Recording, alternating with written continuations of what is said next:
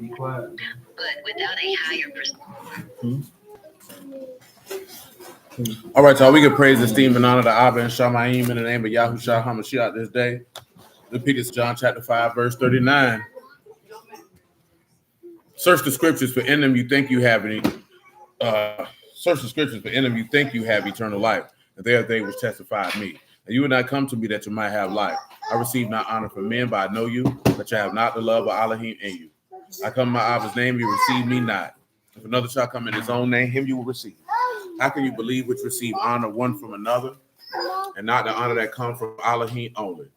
Do not think that I will accuse you. The Abba, there's one that accused you, even Moses, in whom you trust. Had to believe Moses, you would have believed me, for he wrote of me. But if you believe not his writings, how should you believe my words? Shalom, Jay. Peace, brother, on my man. All right. Jeremiah 10 and 10. After that, Ecclesiastes 12 and 9. But Yahuwah, the true Elohim, he is the living Elohim and an everlasting king. At his wrath, and the earth shall tremble, and the nation shall not be able to abide his indignation. Thus shall you say unto them, the gods that have not made the Shamahims and the earth, they shall perish from the earth and from under these heavens. That's good. Ecclesiastes 12 and 9. Wow, we're making the transition now. Come on with it. And moreover, because the preacher was wise, he still taught the people knowledge. Yea, he gave good heed and sought out, set in order many proverbs. The preacher sought to find out acceptable words, written upright, words of truth. Slow, Eastman. The words of the wise as gold. As gold, baby. And as nails fastened, the masters of assemblies are given from one shepherd. And farther by these, my son, be admonished, of making many books no end, and much study. That's good. Matthew chapter 9, verse 35.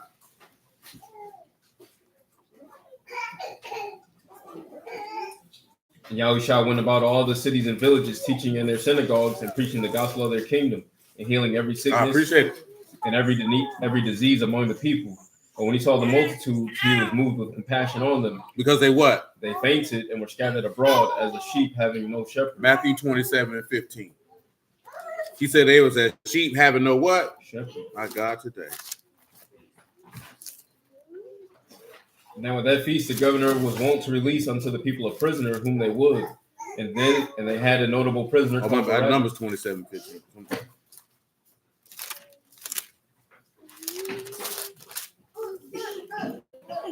And Moses spake unto Yahuwah, saying, let Yahuwah the Elohim of all spirits of all flesh set a man over the congregation, which may go out before them, and which may go in before them, and which may lead them out, and which may bring them in, that the congregation of Yahuwah be not as the sheep which have no shepherd. Be as sheep that have no what? No shepherd. No what? No shepherd. Come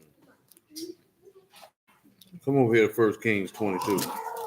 I'm looking for what I want.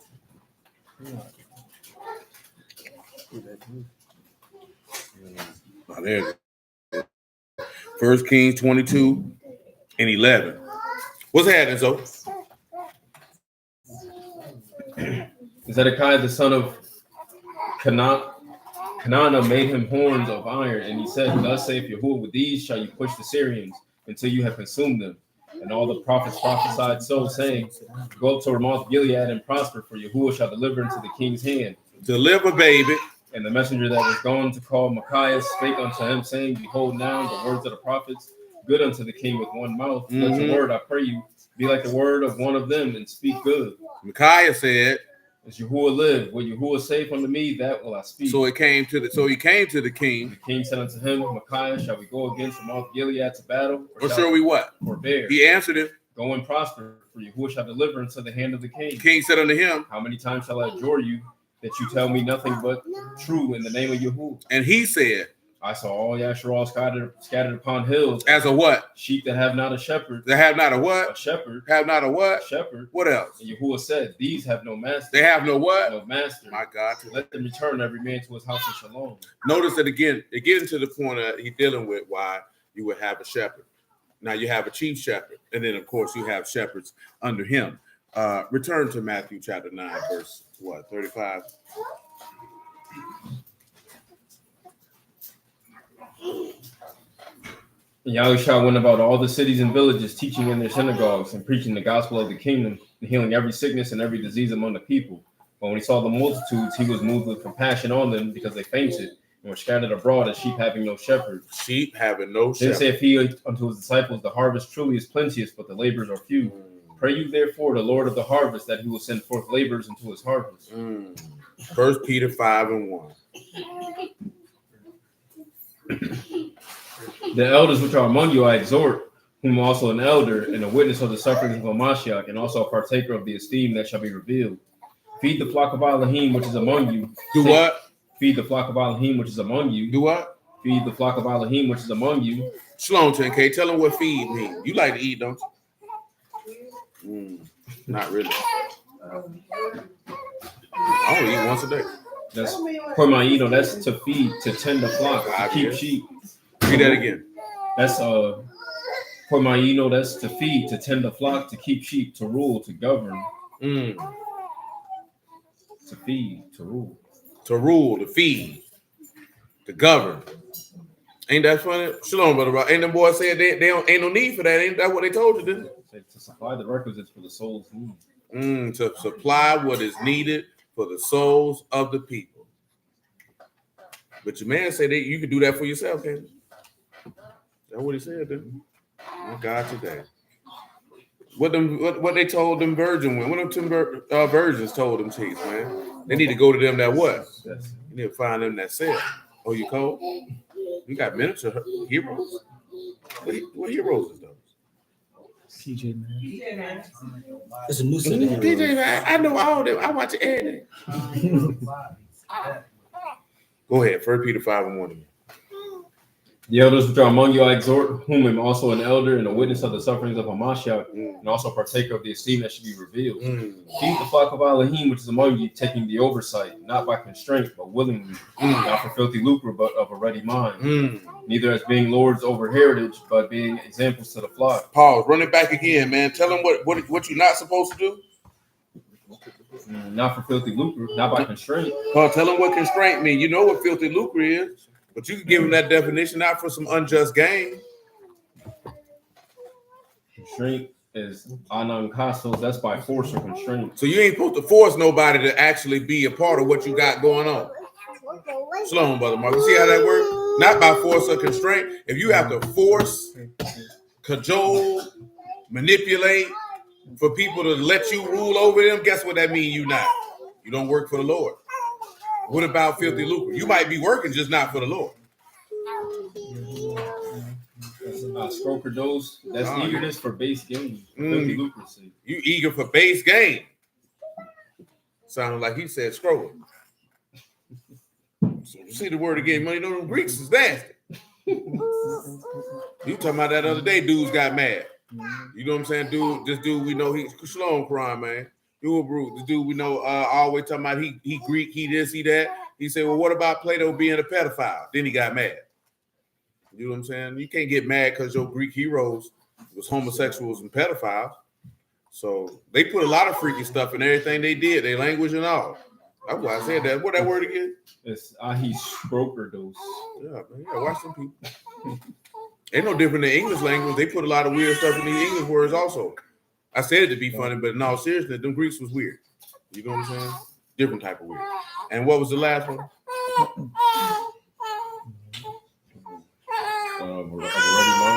No, they say don't do it for filthy lucre, constraint. Just read it again. He said, feed the flock of Elohim, which is among you, taking the oversight, not by constraint, but willingly, not for filthy lucre, but of a ready mind. Tell them what willingly means.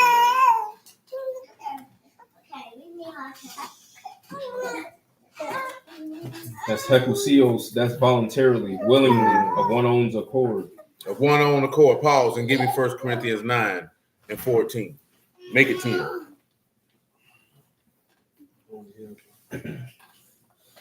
Or saith he altogether for our sakes, no doubt, it is written that he that plows should plow in hope, and that he that thresh in hope should be partaker of his hope. If we have sown unto you spiritual things, a great thing if we shall reap you carnal things. If others be partakers of power over you, or not we rather, nevertheless we have not used this power, but suffer all things, lest we should hinder the gospel of Hamashiach. Do you know that they which minister about Kadash things live of the temple? That's right. And they which wait at the altar are partakers with the altar? That's right. Even so has the Lord ordained that they which preach the gospel should live of the gospel. That they should do what? live of the gospel. Listen what he said. But I have used none of these things, neither have I written these things, that it should be so done unto me. For better for me to die than that any man should make my esteem void. For though I preach the gospel, I have nothing to esteem of. I have nothing to esteem For of. necessity is Hold laid on, upon he has what? nothing to esteem of. Now tell him what esteem and necessity is. He said he ain't got, because a lot of people who preach, they like to do a lot of esteeming, don't they? He said he ain't got nothing to esteem of. Necessity is laid on him. That's how Kama, that's that of which one esteems or can esteem, a matter or ground of esteeming. Esteeming or boasting. Boasting. He said that, you know what I'm saying? I ain't got nothing to boast about. He said, but necessity is laid on him. And what is that necessity? That's a non-K. That's necessity imposed either by circumstances or by the law of duty regarding to one's advantage, custom, or argument. That man said he has duty to perform. I mean, he takes us back to Luke 17. He's an unprofitable servant, just doing what it is his duty to do. It's something that is required of me. Continue. So, yea, woe is unto me if I preach not the gospel. He said he should be destroyed if he don't do it. For if I do this thing willingly, I have a reward. Tell him what willingly means. This should be the same word. Amen. Shalom, Brother Craig. This one is hakon. That's unforced, voluntary, willing. Paul. One's will. One's own Now you look at unforced. You know what it's going to take us to? Let's go to Jonah chapter 3. The whole 1 Corinthians 9.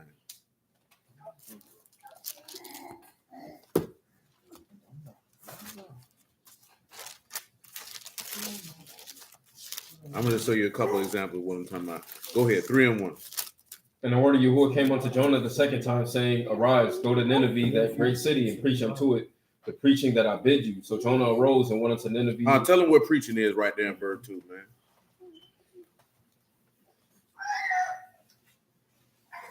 Korea, that's proclamation. Preaching. So go proclaim what I tell you to say. Go ahead. So Jonah rose and went into Nineveh according to the word of Yahuwah. Mm-hmm. Now Nineveh was an exceeding great city of 3 days' journey. Jonah began to enter into the city a day's journey, and he cried and said, Yet 40 days, and Nineveh shall be overthrown. So the people of Nineveh believed Elohim and proclaimed a fast, put on sackcloth from the greatest of them even to the least of them. Now pause for a second, right? I'm going to read you chapter 1 and 2, right? It said, Arise and go to Nineveh, that great city, and cry against it, for the wickedness has come up before me. But Jonah rose up to flee unto Tarsus from the presence of Yahuwah and went down to Joppa. Now, it's going to explain to you why he did not do this thing willingly. He eventually did it willingly after going through some sufferings, but he did not want to perform this task. Continue. Said, for word came unto the king of Nineveh, and he arose from his throne, and he laid his robe from him, and covered with sackcloth and sat in ashes. And he caused to be proclaimed and published Shalom, brother, from Nineveh by the decree of the king and his nobles, saying, Let neither man nor beast, herd nor flock taste anything. Let them not feed nor drink water.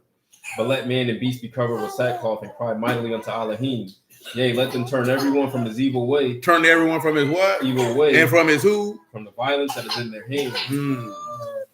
Who can tell if Elohim will turn and repent? Who can what? Who can tell if See, this Elohim go back to will we were talking about the other night. See, they people understand you're not entitled to that. That man said, who can tell? and turn away from his fierce anger that we perish not. Because just because he giving you the warning don't mean he don't turn from it. Go ahead. And Elohim saw their works, that they turned from the evil way, and Elohim repented of the evil that he had said that he would do unto them. But because they, and notice what's the key thing they did to get the evil turned away from them? These people have afflicted their souls and sought for their voice to be heard on high, like it said in Isaiah 58. Continue. Chapter 4, verse 1. Jonah. But it displeased Jonah exceedingly, and he was very angry. And he prayed unto Yahuwah and said, I pray you, O Yahuwah, not this my sin, when I was yet in my country. Therefore I fled before unto Tarshish, for I knew that you are. So he didn't want to go because he didn't want these people to get no mercy. Read that part again, man, so it's clear. But it displeased Jonah exceedingly, and he was very angry. And he prayed unto Yahuwah. That man was angry that he forgave these people. He wanted them to kill him. And he prayed unto Yahuwah and said, I pray you, O Yahuwah, not this my sin, when I was yet He in my said, country. this is what I said to you. Why they didn't go? Therefore I fled before unto Tarshish, for I knew that you are a gracious Elohim, Merciful, slow to anger, great kindness. and repent you of the evil. Look at this here, man. He said, listen, right? Jonah didn't do that thing willingly. Because he said, listen to the reason why he said he wouldn't go. Do you see why he said he wouldn't go? Because I know you merciful. I know you'll spare these people. I want them to die. Yeah, I want them to die. Go ahead. Listen what he said. Therefore, now, Yahuwah, take, I beseech you, my life from me. Better for me to die than to live. That's how much he didn't want them people to be saved. He said, I'd rather die with them. Then said Yahuwah, do you well to be angry? He said, is it good for you to be angry? So Jonah went out of the city and sat on the east side of the city, and there made him a booth and sat under it in the shadow till he might see what would become of the city. And Yahuwah Elohim prepared a gourd. Tell him what a gourd is. You be Gordon? Or you like Gordon's fisherman? You like Gordon Fisherman's fish sticks? You look like you eat some fish sticks. Chikayon, a plant, a gourd castor oil plant, a bottle gourd.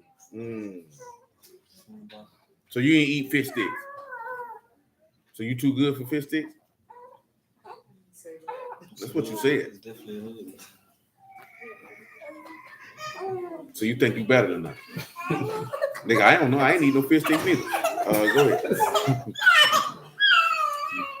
That wasn't that good. Damn, so what? There's some things ain't supposed to be frozen and reheated. And fish sticks is one of them. Definitely the lazy man. Gonna heat your fish sticks. You know, fish sticks for the churn. You know what I'm saying? Just like you people used to make you kid cuisines. You had you a kid cuisine? You had one? Doris, you had a kid cuisine? You ain't had no kid cuisine. No kid. I know Lil Johnny had some. He looked like he loved those. Look like you like Salisbury steak. Man, your mama ain't buy you no damn hungry. Nigga 5 years old talking about a hungry man. So we call your mom right now. She gonna say she bought you hungry man dinners and not kid cuisine. You believe that, Monica?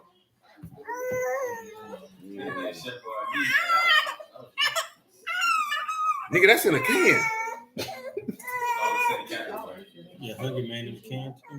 No, Hungry Man go in the microwave. They go in the microwave. But that roof making all that noise? Oh, you mean y'all? That's that new nigga stuff. Nah, for y'all. Yeah, for y'all. It wasn't no microwavable Chef Boyardee. That hoe was in the can. No, he talking about the one in the plastic. He talking about the one that came later. Yeah, that came later. Yeah, we ain't had that in the 80s. Yeah, we ain't had that in the 80s. You had to get the can open and bust them raviolis on that. You might eat them room temperature. You might warm them up. Most people didn't make them in the microwave. Nigga cooked them on the stove. You look like you like the raviolis. Or you like, that's what he like. That's what it was, beefaroni. You look like. Look at that. She had a flat. I grew up on the SpaghettiOs.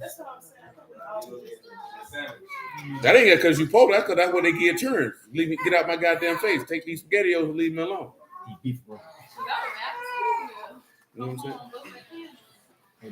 No, after school, that was dinner. No, they like this here. This movie making you. Leave me alone. That was. They done came home from work. Get these SpaghettiOs and leave me alone.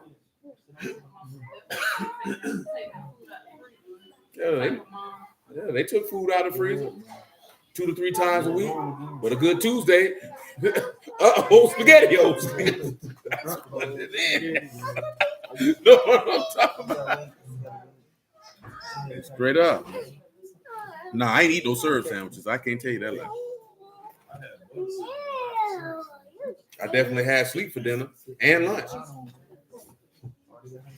Johnny said I had them there. He said I used to learn how to go cook food to the food bank and had to go to the stove. You know what I used to hate? My mama used to have in there, man. What's that stuff, man? That condensed milk. That carnation milk. My God, what is you using this for? And why is it here? Slow him up. You must have drunk it, huh? Man, hey, freak.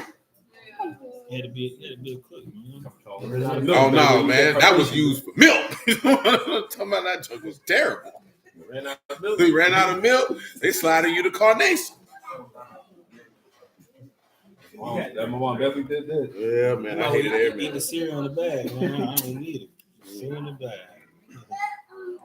Put some water on that. I never had the heart to do water in cereal. I never did the water. I just eat it dry. Yeah. Yeah, I'm really gonna eat it dry. Yeah, Frosted Ernest Flakes. said he ate all that. Now you know with the SpaghettiOs and the Chef Boyardee, they feel like, oh, that's what the kids like. That's why they stocked up on it. They make you something to eat, you leave me That's alone. what the kids like. You forcing them.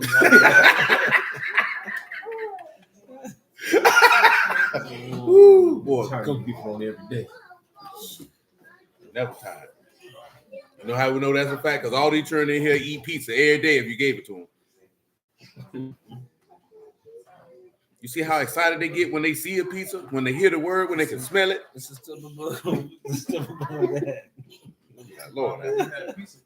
Yeah, I wondered, did we like pizza like that? I like pizza, but not like that. I like the variety. I want a hamburger. Some fish. You know what I'm talking about? Slow on, Brother Marvin. Come on, what we at with? Verse 6. Jonah 4 and 6. Saying Yehoiakim prepared a gourd and made it to come up over Jonah that it might be a shadow over his head. To deliver him from his what? From his grief. So Jonah was exceeding glad of the gourd. Well, Elohim prepared a what? A worm when the morning arose the next day, and it smote the gourd that it withered. And it came to pass. When the sun did arise, that Elohim prepared a vehement east wind, and the sun beat upon the head of Jonah. That he what? Fainted. And he wished himself, to die. it's better for me to die than to live. Elohim said to Jonah, do you well to be angry for the gourd? He said, I do well to be angry. Unto death. Then said Yahuwah, you have had pity on the gourd for that which you have not labored. with that which you had not what? Labored. Neither made it what? Shalom, sister. Neither made it grow, which came up in the night and perished in the night. Read that again, because we're going to read something in John when it comes to that. Then said Yahuwah, you have had pity on the gourd for that which you have not labored. You didn't labor for it. Neither made it grow. You didn't make it grow. Which came up in the night and perished in the night. Should I not spare Nineveh? That great city, wherein are more than 600,000 persons that cannot discern between their right hand and their left hand, and much cattle. See, now he would let them know. I gave you something, I destroyed it. You didn't labor for it, you didn't do nothing for it, and you was upset. I made all of them. And you don't think that I would want to deliver them? Because he didn't want to do that. There's a difference of doing it willingly. There's a difference of doing it unwillingly. Go back to 1 Corinthians 9, then we'll go to this John. Where you stopped at 9. Most people who preach in the word, it's not out of voluntary compelled service. It's out of the aspect of vainglory or you trying to force yourself in a position and circumstance. Verse 17. 1 Corinthians 9 and 17. For if I do this thing willingly, I have a reward. But if against my will, a dispensation is committed unto me. Tell them what dispensation is done. Excuse me. Oikonomia, that's the management of a household or household affairs. The management, oversight, administration of others' property, the office of a manager or overseer, stewardship. So that means he's saying that what? He said, read it again. If I do it willingly, I've given over to manage someone else's affairs. Remember that? That's what the boy told you. Ain't nobody, this man ain't got nobody to manage his affairs. What type of king don't have people to manage his affairs? What type of king don't have nobody to watch over his realm? What type of king don't have someone to watch over those in his realm because he's responsible for them people, which is why he says all those who preach the word must give account to the person who set them over his property. Read it again from the sentence. Say, for if I do this willingly, I have a reward. But if against my will, a dispensation is committed unto me. What is my reward then? That when I preach the gospel, I may make the gospel of Amashiach without charge. Without what? Without charge. Without what? Without charge. Okay. That I abuse not my power in the gospel. For though I be free from all, yet have I made myself servant unto all, that I might gain the more. Notice he said, though I be free from what? From all. But he's made himself what? Servant unto all. That's the same thing the Lord did. He was free from all, but he made himself a servant unto all. For those who don't know what we're referring to, Matthew 20 and 24. See, and what we get into with the aspect of why everybody want to scream that it ain't no apostles, no prophets, no pastors, no teachers, and anything of the sort is because y'all fool with people who don't work for the man. You don't understand the structure and what one of his employees are supposed to look like and how they're supposed to execute. You care about the charisma and the level of information the person can bring. You know what I'm saying? They still have another part of the job. Is not just your precept giving, because you have to manage everything that belongs to this man. Or I say you give account for it. So then when you see, like I tell you, hey man, dude, I done told you, like dude say, yeah man, I want to preach the word, but I don't know it like that. See, a goddamn fool would let him go sit up there and do that, and then you gonna go to hell because you let him do that, because you're gonna have to give account for somebody who's gonna mismanage this man properly. Because he don't know what he's doing. Or people who always come up, man, let me tell you something, right? When the Lord sent the apostles out, what did he tell them not to do? There's some certain things that he told them not to do. He said, don't take like script. He said, don't take no purse with you, don't take no script. Why did he tell you that? He said the labor is worthy. But and then he told you not to go from what? House to house. He said, whoever bids you in there and they break bread with you, stay your black behind there. You know what I'm saying? Then he said what you just mentioned. The labor is worthy of his what? Hire. So you know what he was telling you? Don't go out here begging these people for nothing. You know what I'm saying? Don't go out here begging these people for nothing at all. See, now we didn't get to it in this particular instance. Paul just referenced it a bit about how he want to abuse his power in the gospel by doing that. See, but you also read where Paul say people minister to his needs. That means he needed something. He didn't ask for it as a preacher. He asked for it as a brother. There's a difference. You know what I'm talking about? See, these dudes is asking for stuff out of you. You know I'm the pastor. You know you owe me. They're not saying it in them words, but that's what they're saying. You know what I'm talking about? Now, you used to have some pastors that take salaries, and you have some pastors who don't. Is there anything explicitly talking about them taking a salary? No, it is not. Is it about anything in there about them getting double honor and that referring to them being compensated? Yes, it is. So it's going to depend on the individual, how they teach it, how they perceive it, and do you perceive that the text is saying whatever it is that they're saying? You know what I'm saying? But when you look in the text, them boys ain't getting no salary. Unless you want to call their tithes their salary. You know what I'm talking about? They ain't getting no salary. I don't know what some of these dudes get paid. I know some people believe TD Jakes and all them get paid, but I believe they don't get a salary. Because I think they make a lot of outside money. You know what I'm saying? Jamal, don't hit that baby.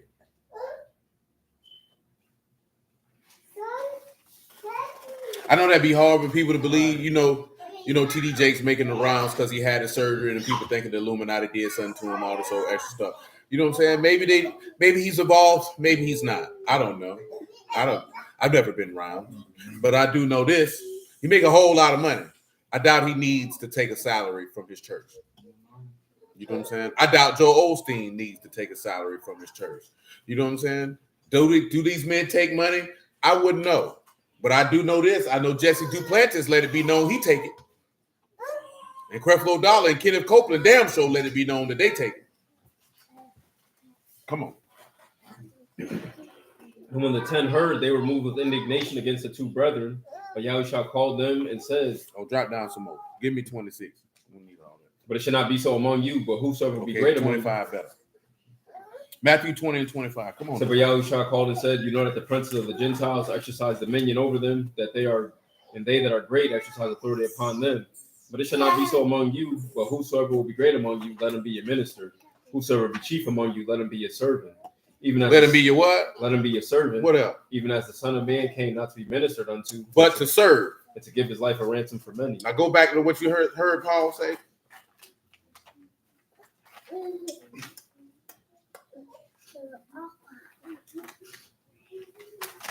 He said, "For though I be free from all, yet have I made myself servant unto all, that I might gain the more." Notice him say, remember what he said, man, if the Son shall set you free, you shall be free indeed. So you don't have any debt and obligations. Stop, what? No, what? Don't look at me and do it anyway. You don't have any debt and obligations to anyone. but you still be a servant under. You think Mashiach had stop, boy? You think he had debts and obligations? Shalom. You think he had debts and obligations to them people? No, he did not. Go on over there, because you're being disobedient. Jamal, you look like you don't know what you want to do. Oh, Shalom, you all right, Mom Steph? I know you was in that reading. Stop. Leave that alone, Jamal.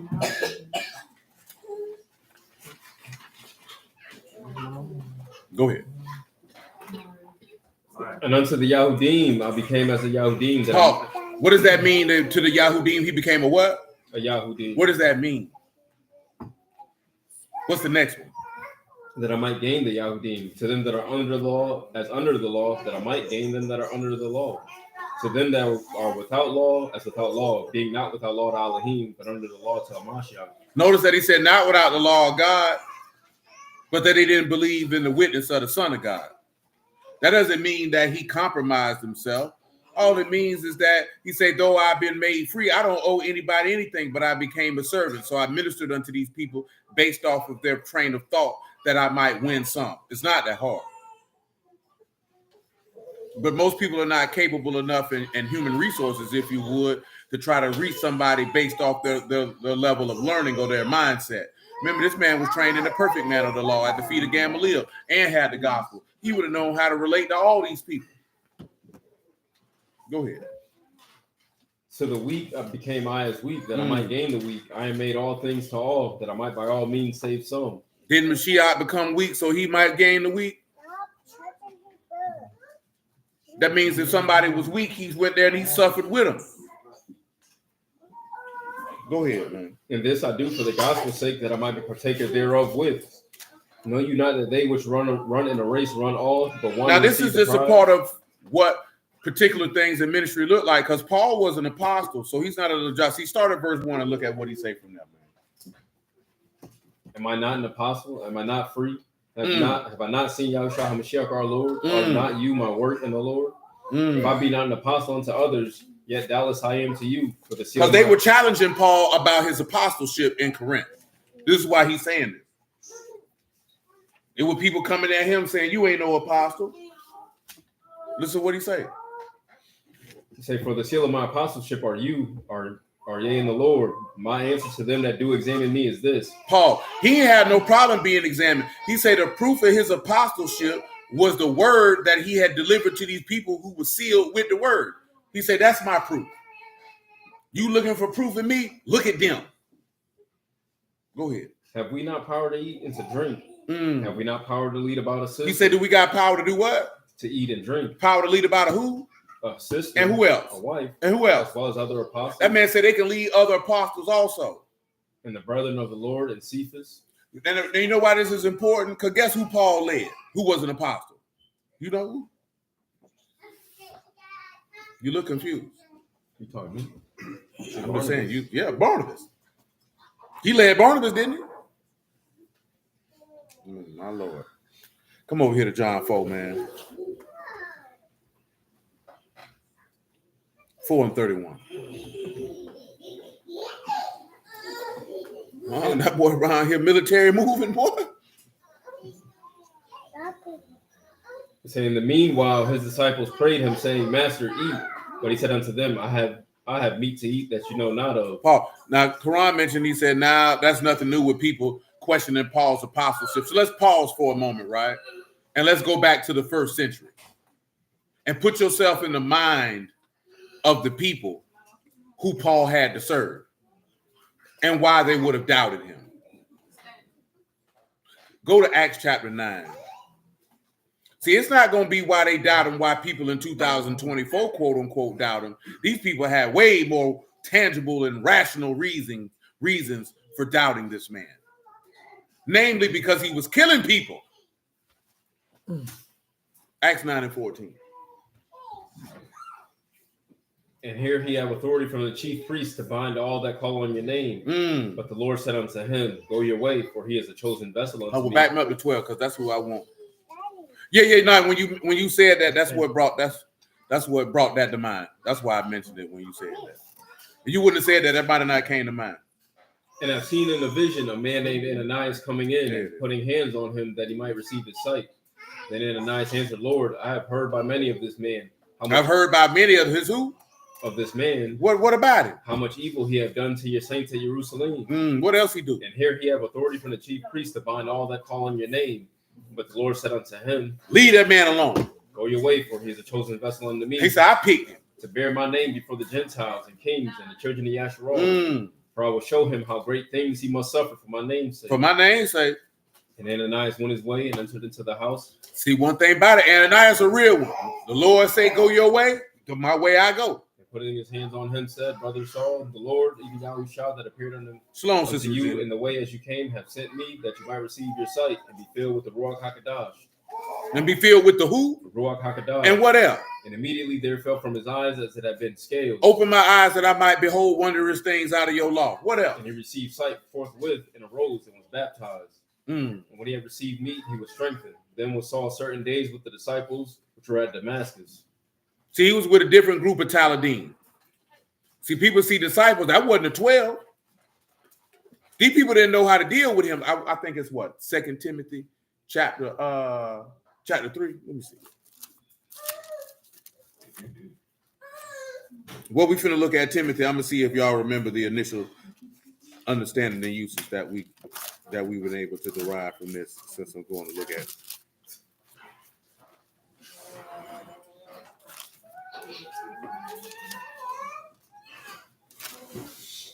That's 1 Timothy chapter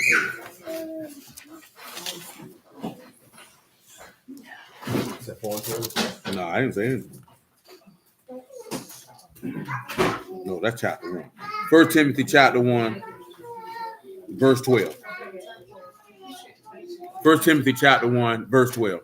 And I thank Hamashiach Yahushua our Lord, who have enabled me, for that he counted me faithful. Counted him what? Faithful. Put him into what? Into the ministry. Who was but before a what? A blasphemer. And a persecutor. And injurious. But I obtained mercy. Because I did it what? Ignorantly and unbelief. Tell him what an injurious man is. Notice he said all these things. You know the difference between Paul and the rest of these dudes? Paul didn't know what he was doing. These niggas know what they do. And they ain't even killing nobody. You know what I'm talking about? They just killing their nature, but they ain't killing nobody. Yes. Hubristes, an insolent man, one who uplifted with pride either heaps insulting language upon others or does them shameful act of wrong, injurious, despiteful, maltreated, and insulted. He treat people bad, talk bad about them. Well, you done doo-dooed over there, boy? No. You smiling like it. Read it again. Say who was before a blasphemer and a persecutor and injurious, but I obtained mercy because I did it ignorantly and unbelief. Remember what John 9 say? I came to get it for him. 9:39. Just on the house. Because I ain't finna say it right. So we had to read it. And Yahushua said, for judgment I am coming to this world, that they which see not might see, and that they which see might be made blind. And the Pharisees which were with him heard these words and said unto him, are we blind also? Remember he said that they that see might be made what? Blind. What happened with Saul? He made him blind. Because he thought he saw. Go ahead. And Yahushua said unto them, if you were blind, you should have no sin. But now you say we see, therefore your sin remains. See, that's why Paul was able to be, he had no sin. He didn't know what he was doing. It was done in ignorance and unbelief. See, now back it up and go back to 1 Timothy 1:12 one more time. How people get into ministry is a whole different type of deal. That's something that Yahuwah determined. Everybody's, you know what some people say, you're going to be a preacher one day. You know how people like to say, that boy, they're going to be a preacher. How the hell a nigga who around here sleeping with other people's wives going to tell somebody what they're going to be? You know what I'm saying? Your grandma telling you you're going to be a preacher. Your grandma got 4 kids from 12 men. She always getting drunk with the ladies at the Elks Lodge. She always around there with the Eastern Stars. In the house with no windows.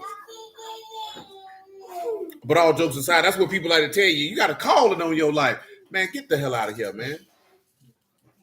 And I understand people don't be knowing no harm, but when you be looking at how this man operate, that's not how he operates.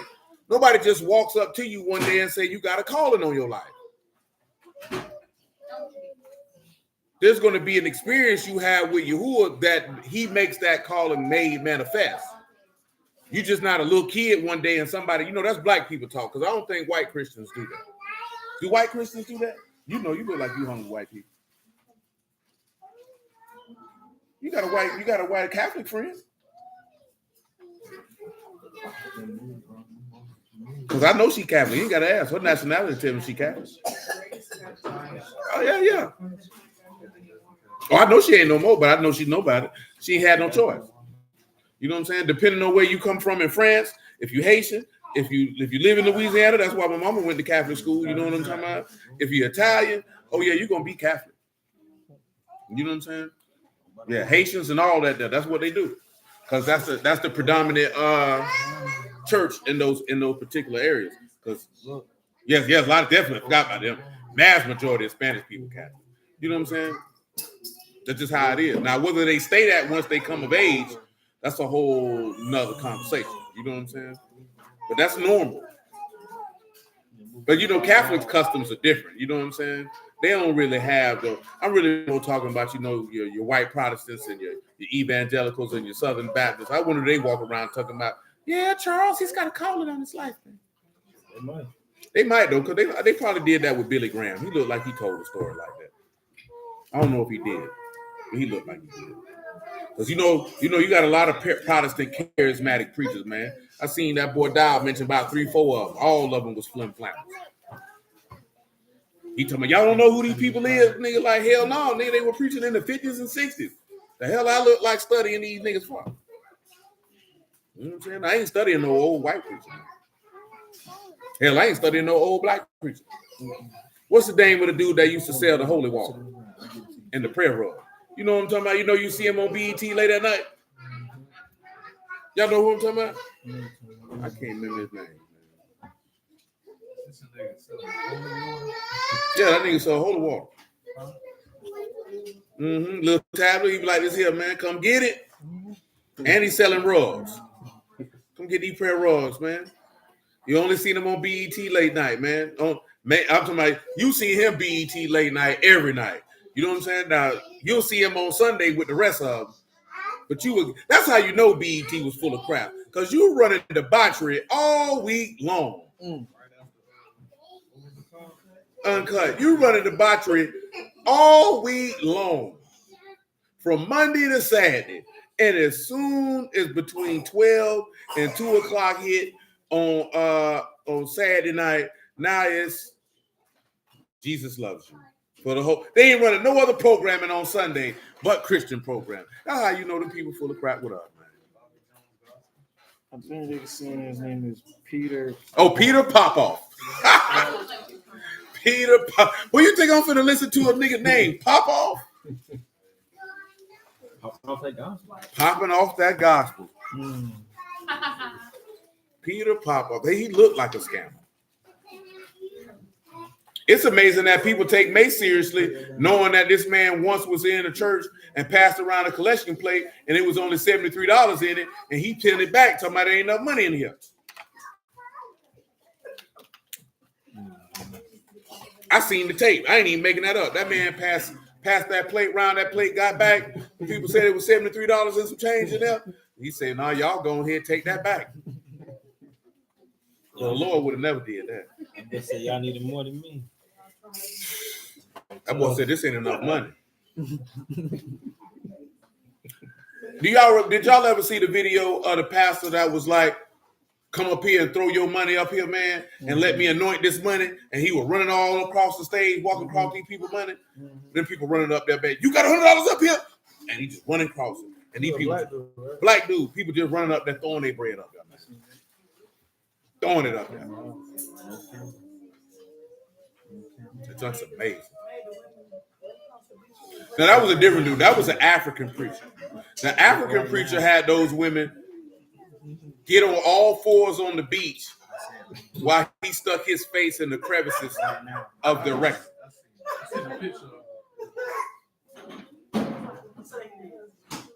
There's some type of healing that he was preaching.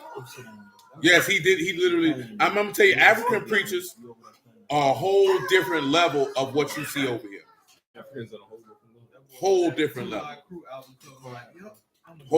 The stuff that African preachers get them people to do pales in comparison to what people do over here.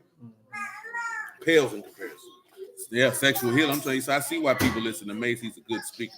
He does make a lot of good points on the podcast with Cameron. He said Mason when they sent the money. Yeah, he sent the money back. Remember when he left? When he left, he was trained by Creflo Dollar, and he had a church in Atlanta under Creflo Dollar. I just never watched. No, somebody, and the YouTube videos and everybody was making back. People being Illuminati or false prophets and all that type of stuff. They had the clip of Mason. They're like, "Oh, this is only $73. Y'all get that back." Yeah, I'll take that back. And that's what happened. But that goes back to when we talk about base gain and filthy lucre, because as a preacher, you're not supposed to be asking the people. The people are already supposed to know what to do because you done taught them. That's why Haggai say what it say. Go ahead and read it for them. Haggai 1:5, 1-3. This is why Haggai say what it say, because you're not supposed to be begging or asking these people. They supposed to know what they supposed to do, and if you don't do it, Yahuwah will get it at you one way or the other. But either way, he gonna get his. Is the point of what Haggai say. Go ahead. 1-3. Say, then came the word of Yahuwah by Haggai the prophet, saying, "Time for you, O you, to dwell in your sealed houses, and this house lie waste." He say, so you dwelling in your house, and your house nice. But the house of God is destroyed, but your house is nice. That's what he's saying. Go ahead. And therefore, thus saith Yahuwah of hosts, consider your ways. Consider your what? Your ways. What he said. You have sown much and bring in little. He said, you done sown in a lot, ain't got nothing. Could you imagine sowing 1,000,000 seeds and not even getting 1,000,000 seeds worth of fruit back? That's what he's saying. Go ahead. And bring in little, yet you eat, but you have not enough. He said, you eat, but it never seems like, God damn, I only thought 3 of us lived in here. You drink, but you are not filled with drink. He said, boy, you always thirsty. You clothe you, but there is none warm. He said, boy, you always cold. It ain't even cold outside. And he that earn wages into a bag with holes. How many of you felt like as soon as you got it was gone? He said, do what? Consider your what? Consider your ways. So you know why he having Haggai tell him this? Because you really not supposed to be walking around asking people for offerings. Now they had with the lady who dropped the money in the treasury, but that was a common thing. And even then that was everybody just show up. You know what I'm talking about? It wasn't no, you got to give, ain't nobody passing no plate round. I don't even know who knows where the custom of passing the collection plate come from? Because I don't know where that custom come from. I never took the time to look it up. Is anybody aware of where that custom come from?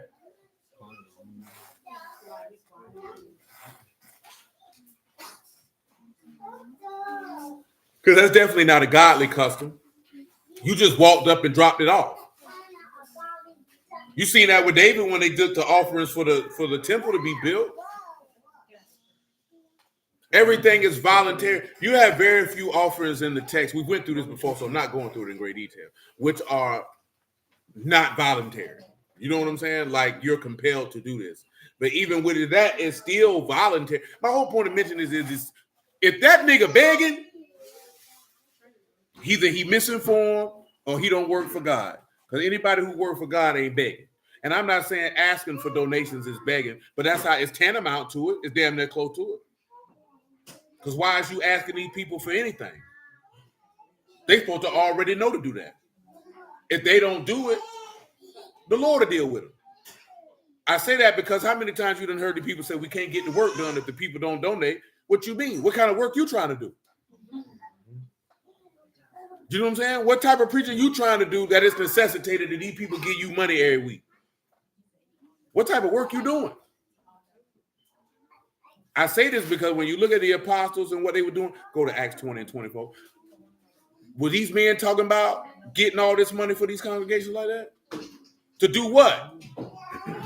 And that man Paul said he a tent maker. I get money. Paul was a tent maker. Peter was these men had jobs. I mentioned that last night. We know that Peter had a wife, so he possibly had kids.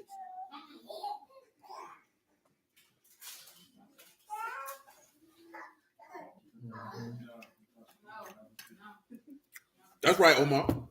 And say, seek the kingdom, man. But even when you talk about doing the work of the ministry, people want to do the work of the ministry how I think it should look in their mind. You know how we know? What did some of the Jews say about Cornelius or why the Lord should look out for him? It was something specifically that they said that he did. I said Cornelius. I meant to say the Roman centurion. I'm sorry. It might have been Cornelius. I apologize. I just remember they said he loved our nation. He did say that. And he built the synagogue. He built the synagogue. That means if them people had money to do that, why the chief priest didn't build it?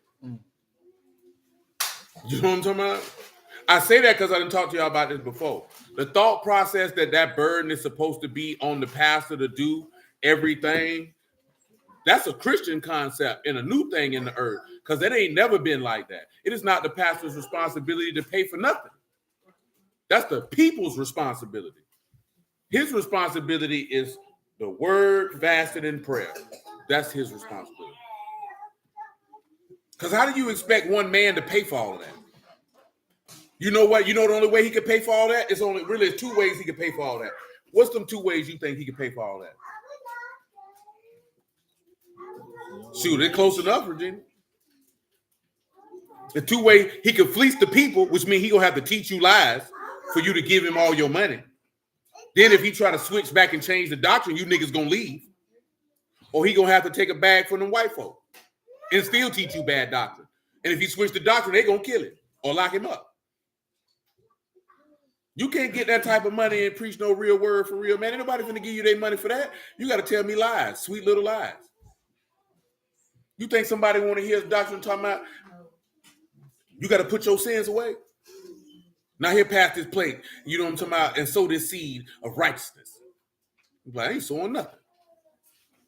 He around here condemning people, telling me I'm going to hell. I ain't getting my money. These people experienced Yahuwah and didn't want to break bread. So what you think these other people gonna do? They not finna do that. Come on, man. So, but none of these things move me, neither count my life dear unto myself, so that I might finish my course with joy in the ministry, which I have received of the Lord Yahushua to testify the gospel of the mercy of Elohim. And now behold, I know that you all, among whom I've gone preaching the kingdom of Elohim, shall see my face no more. No more. Wherefore I take you to record this day that I am pure from the blood of all. For I have not shunned to declare unto you all the counsel of Elohim. Take heed therefore unto yourselves and to all the flock over that which the Ruach HaKadosh have made you overseers. If people saying ain't no pastors, then he's saying the Ruach HaKadosh ain't. That's the problem. Y'all got overseers who the Spirit of God ain't chose. That's the problem. You know, when I first came in the word, you know the first thing I used to always, every Israelite man ought to be out here doing the work. Y'all need to stop telling people that. I don't know if people still tell people that. You need to stop telling people that. You got a dude just started serving God. He only 40 days from not touching himself, and you talking about go preach some gospel. His soul ain't clean. Shalom, Sister Tradina. His soul ain't clean. Shalom, truly. Yeah, his soul ain't clean. You know what I'm saying? You got to think about that. He mentioned in time, we ain't even got all the way in Ecclesiastes like we want to. The words of the wise is goads. Like goads has a dubious meaning. Some meaning think it means to motivate. But what are you motivating the people to? Godliness. You know what I'm saying? When you look at godliness, that's faithfulness. This is what you're supposed to be. And if you're going to work for the man, you have to be faithful to him. You know what I'm saying? You can't be, you a novice. That's why the book says you can't be a pastor and be a novice because you a rookie. Why do you think the NFL product's so bad? They got all them novices out there playing quarterback. Most of them boys trash. Not trash because they don't have the ability. Trash because they don't know how to play the game properly because they haven't been trained long enough and well enough to adjust to playing the game like this. You know what I'm saying? And Tom Brady actually mentioned that. You know what they said they had to do for the game to get these guys to be able to play? You know what he said they did? They dumbed it down. And you know what happens when you take a discipline and you dumb it down? It takes away from the ability to perform it. And you know what happens when you take away the ability to perform it? It makes everybody think they can do it. Indeed, Omar. You know what I'm saying? Most great quarterbacks sat and wait. And what do you see what most people do with the word? They dumb it down. So then if it's dumbed down, somebody see your video, guess what they think they can do? I can do that. You see, wasn't in them thought they could do it? What happened? Fell on their face. You can't do it. It wasn't as easy as you thought it was. You know what I'm saying? You thought it was easy. You know why you thought it was easy? Because you just happened to see people who were proficient at what they were doing. If you ever seen somebody really, really good at something, they make it look easy. But what you didn't know was the years of training that they put in to have the proficiency to execute to where it looked like it's nothing. But nigga, this is really hard. You know what I'm talking about? It's not hard for me because I've been doing it for a long time. I went through bumps and bruises. I was trained. He say, Simon the Tanner House, Peter the Fisherman, and Joppa. Indeed. And just like what 10K just mentioned with Floyd Mayweather. Floyd Mayweather made defensive boxing look as it was easy as anything you've ever seen before. That's why everybody say, oh, it's boring. It's not that it was boring. It's that he was so fundamentally and technically sound that you've never seen anybody that damn good before. So you think, he's running. No, you're not supposed to stand in there and get beat up. The object is not to get hit. The object of boxing literally is to hit and not be hit. I mentioned that because guess what? That goes back to the point that we were talking about a couple weeks back. You're not supposed to sit in there and face temptation. You're supposed to bob and weave and get up out of there. Guess what these boys tell you to do? Sit in there and slug it out. Knocked out. And get knocked out. You trying to slug it out with lust? Whop, knock you out. Trying to slug it out with pride? Whop, knock you out. That's what happened.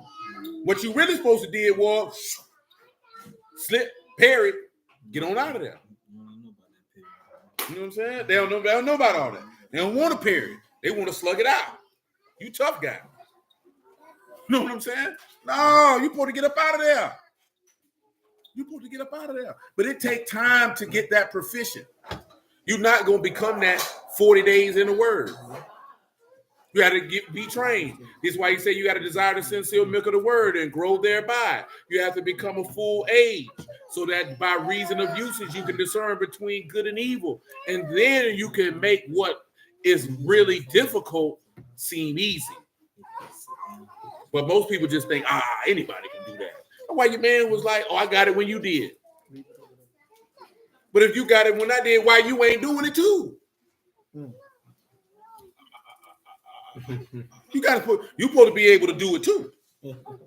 Because if it's the same spirit and the same gift, why your work trash? I ain't never heard nobody say they like you in the hood. You don't know about that. You know about that, though. They don't know about that. You know about that? You look like you only listen to Lloyd Banks in the car, not at the house. That wasn't Lloyd Banks, though. He ain't know. We had to help him out. You know? You look confused. Oh, that nigga say you suck. You're no good. I never heard nobody say they like you in the hood. That nigga's really talking about everybody on Murder Inc. I think more specifically Black Tie. Or Cadillac Tie. Or one of them ugly niggas. Yeah, that nigga. Black Tie. I knew it. I could see his face. That nigga was ugly. I just started poking niggas. He wanted us to believe you cut the lights out and just randomly just go to swinging a knife. That means you ain't do nothing. He was like this here feeling around. Ja Rule, like, that's my butt. He want to tell you somebody I stabbed somebody. We heard about Ja Rule. You heard about Ja Rule? Say he came out that room with Puffy butt naked with that towel on. Talking about don't go in there. Yeah, he told the dude, don't you go in there. Superhead exposed in the book. Yeah. A long time ago. I read that in that book when I was in prison too. He said the beef DVDs were classic. They were. But no, there was somebody like, yeah, man, we was in there. They say, man, Puffy them had some weird stuff going on. And Ja Rule came out the room, told Buddy, don't go in there. He said, why is you in there with him naked? That's the question. Any man asks you to go in a room naked, you run. I ain't that freaky, boy. I don't want to be that cool with nobody. We ain't got enough money to do all that. Brother, why you want me in here with you?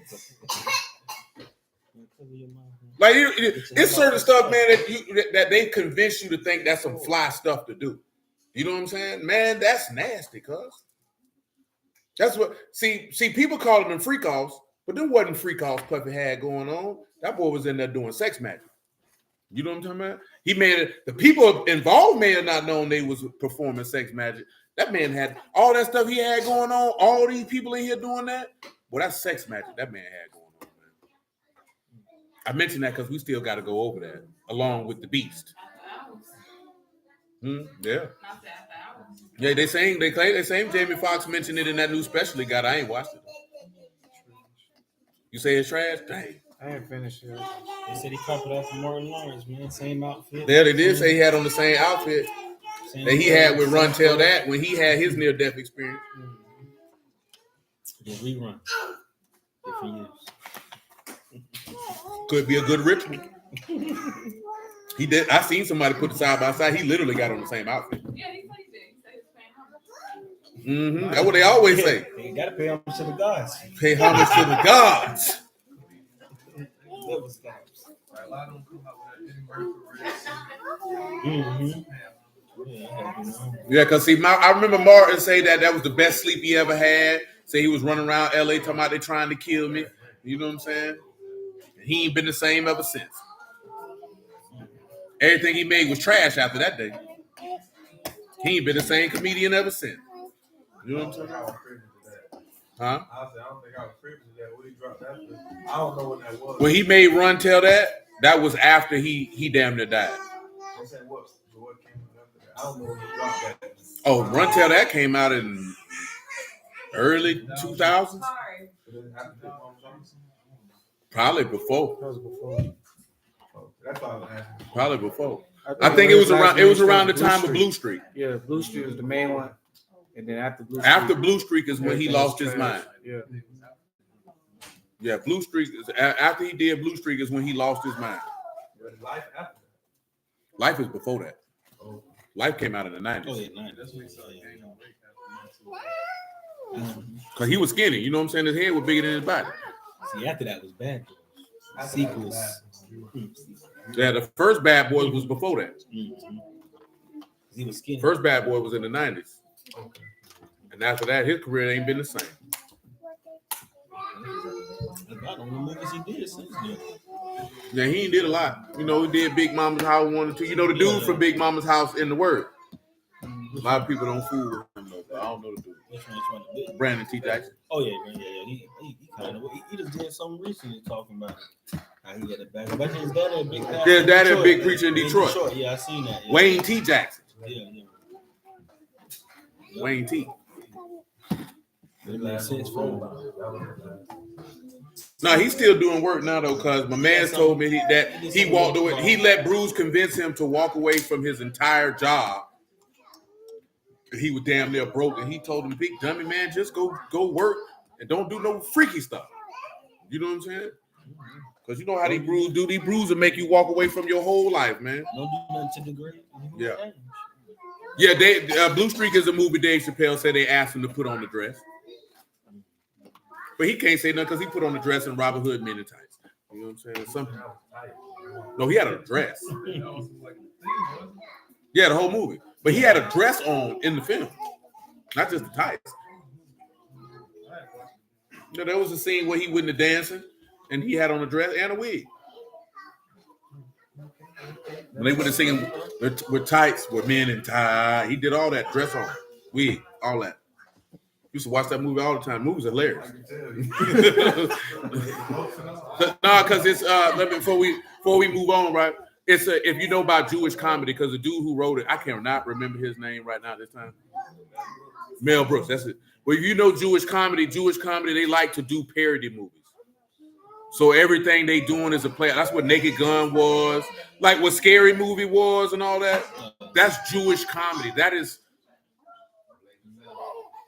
straight up and down like fundamental Hollywood comedy 101. Because the original greatest stand-up comics, they were all Jewish. So they invented stand-up? No, but they known for the art because they were the main ones who were pushed. You know what I'm saying? Especially when you talk about the club scene. I'm not saying that there wasn't other people doing stand-up, but Jewish comedians would. That's why Seinfeld was so big, because Seinfeld is terrible. His stand-up is terrible. Yeah, movies like Blazing Saddles, all that there, that's parody movies. Like Mel Brooks was a stand-up comic. You know what I'm saying? Jewish comedy is different.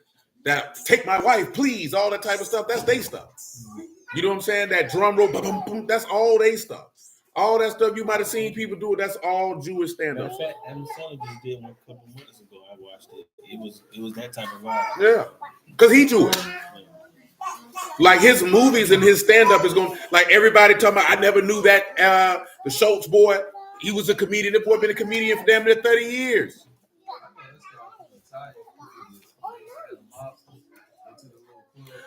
But them comedians would be Jewish.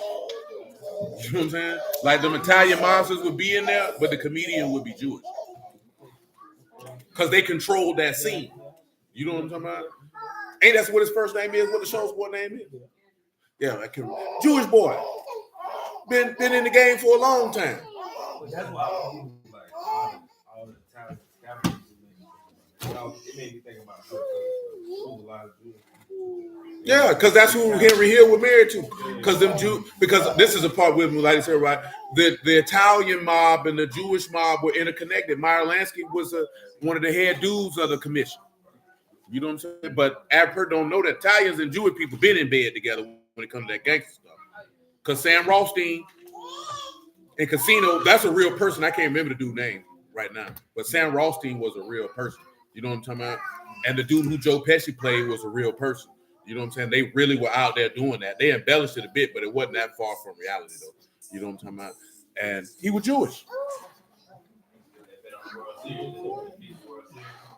No. You talking about Shoeless Joe Jackson. Man, that's damn near 100 years ago. Yeah, but that be them Jewish folks, man. They control all that stuff. Because Terry Seinfeld is terrible. I'm talking about terrible. His TV show was hilarious. You know what I'm talking about? Larry David. Because he Jewish. Because Curb Your Enthusiasm is hilarious. If you into that type of stuff. White people being white people. Yeah, you know what I'm saying? But yeah, man, that's where that stuff come from. That's right, Monty Python, all that Jewish comedy is different. That's why it's like Ben Stiller. Same thing, like when you look at what that movie called. Dang, don't go full retard. Tropic Thunder. That's Jewish comedy, the whole movie. Even to the point that you got a dude in there with Robert. What it is, man? What's the white boy name to play Iron Man? Robert Downey. Yeah, he in full blackface in the movie, and nobody cared. You know what I'm saying? I mean, Marlon Wayans and Shawn did white shit. Yeah. I didn't care for it. Where we at with? Politics and niggas gay. Acts 20 and 28. Said, take heed therefore unto yourselves and to all the flock over the which the Ruach HaKadosh have made you overseers to feed the assembly of Elohim. What's they supposed to do with it? Feed the assembly of Elohim. Let's see what feed is there. Let's see if it's a different word. See, I'm not saying no movie's not funny, because Tropic Thunder was hilarious. My homeboy loved Ben Stiller. Same word for my, that's feed, to tend to flock, to keep. Tend to him, keep him, feed him, watch over him, rule and govern. Go ahead. Which he had purchased with his own blood. Purchased with his own what? With his own blood. So when he bought this assembly, he decides who he gonna have watch over what belongs to him. I just was in Target the other day. They had the asset protection people standing outside. That's the same thing. Now, me, myself, I'm not finna fight that hard for these people's stuff. You seen the lady got killed at GameStop trying to stop somebody from stealing. Yeah, got ran over by the car. I'm not running out the store talking about you stealing. You got it. You got it. You grab it. You got it. That's bad training, though. That is bad training. You're supposed to train the employees. Let that go. Call the police. It's You're not paying Most you of them enough. stores got a policy like that. You ain't supposed to chasing people out of those stores. Yeah, we know this is right. If they make it Now listen, right?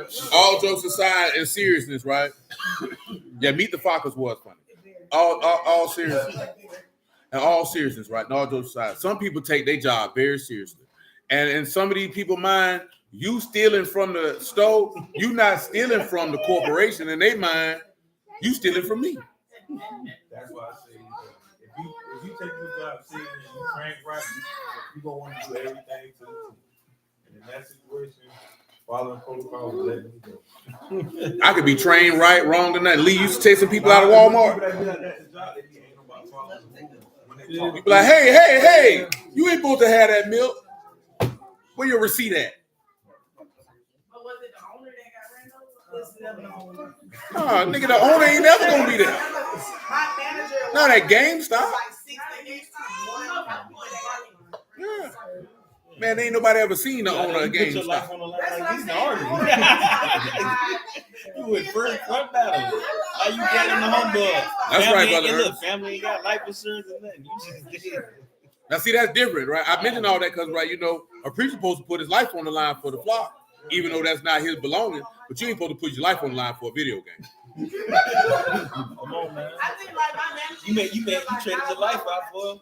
Not for a 16-inch TV. But no, that hit my mind yesterday. I was walking out of Target. I see him too posted. Bad body white man. Who you gonna stop? Juke you out there, man. Juke you out there, son. Because you was.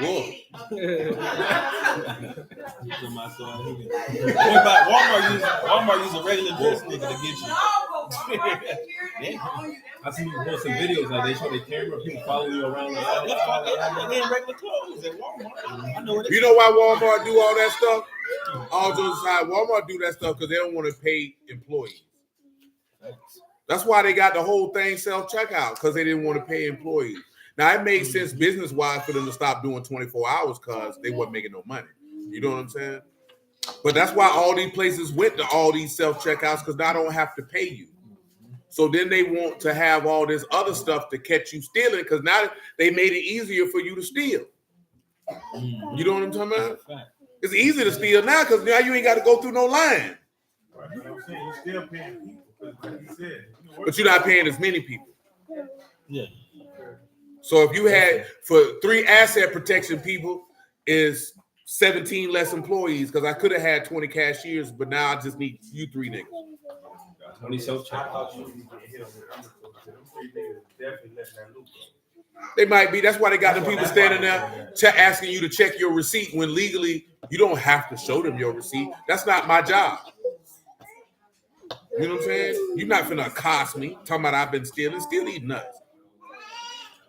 When I worked at Walmart, they cared about because they cared about people's goals. I bet. You got a bonus, or the people above you got a bonus? How much they gave? You don't remember? You don't want to share. I'm just messing with you. It was a long time ago. Oh, that's not bad. Right, I'm gonna tell I ain't gonna lie to them, but the employees were stealing too at my Walmart. Shit. Boy, stealing as soon as they come off the truck. Them boys, man, I was out there with the truck. Them boys take that You truck. say you do security at the courthouse? I'm not putting my life on the line for. Now that's different. You at the courthouse. You a civil servant. They say you supposed to jump out there Bring and it back to stop. your mama house. I'm just messing with you, man. Don't do it. Come on with it. I need you to come back to John chapter 4. And we'll come back to 1 Timothy. We got to get in Ezekiel 34 before the day over with. We got time. John chapter 4, where we start at? And I ain't never read the other one. The other thing that I wanted to look at was voluntary. Somebody who did the work of you who was voluntary was Amos. Do you remember what Amos said? What did Amos say? Let's go look at it. Let's not even do all that.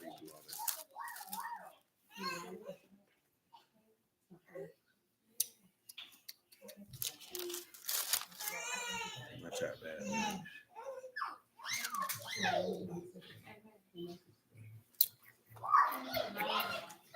Don Joanne.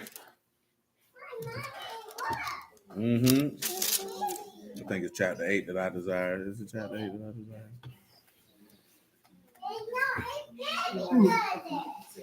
I do not see the verse that I want. Oh, there it is. Chapter 7. Amos chapter 7. You can pick it up at verse 7 on the house. Y'all always say when I watched The Wire, that security guard should have left Marlo alone. He sure should have. He got it. I ain't going back and forth with a nigga about a lollipop. Not after I know he a killer in the neighborhood. No, I only say that because Baltimore is not a big town. You know what I'm saying? Yeah, you know who the neighborhood killer is. You know who's who in that neighborhood. You know that was Marlo. We just talking about that. I just told you that the other day. That's how them boys be looking with that. You wanted to be one way. That's how a lot of them boys feel. Why I can't preach? You wanted to be one way, but it's not one way. That man put that man in an abandoned building, bro, about a lollipop. Man, he put himself in an abandoned building about a lollipop. I'd have left that nigga alone. Well, that 20 cents, cuz. Man, them Arabs ain't looking out for you enough to die for 20 cents. That was a quarter. I'd have gave the Arab, man, nigga stole a lollipop, bro. Here go the quarter. I ain't dying about a quarter, man. But that truth be told, all those sides, it wasn't about the quarter.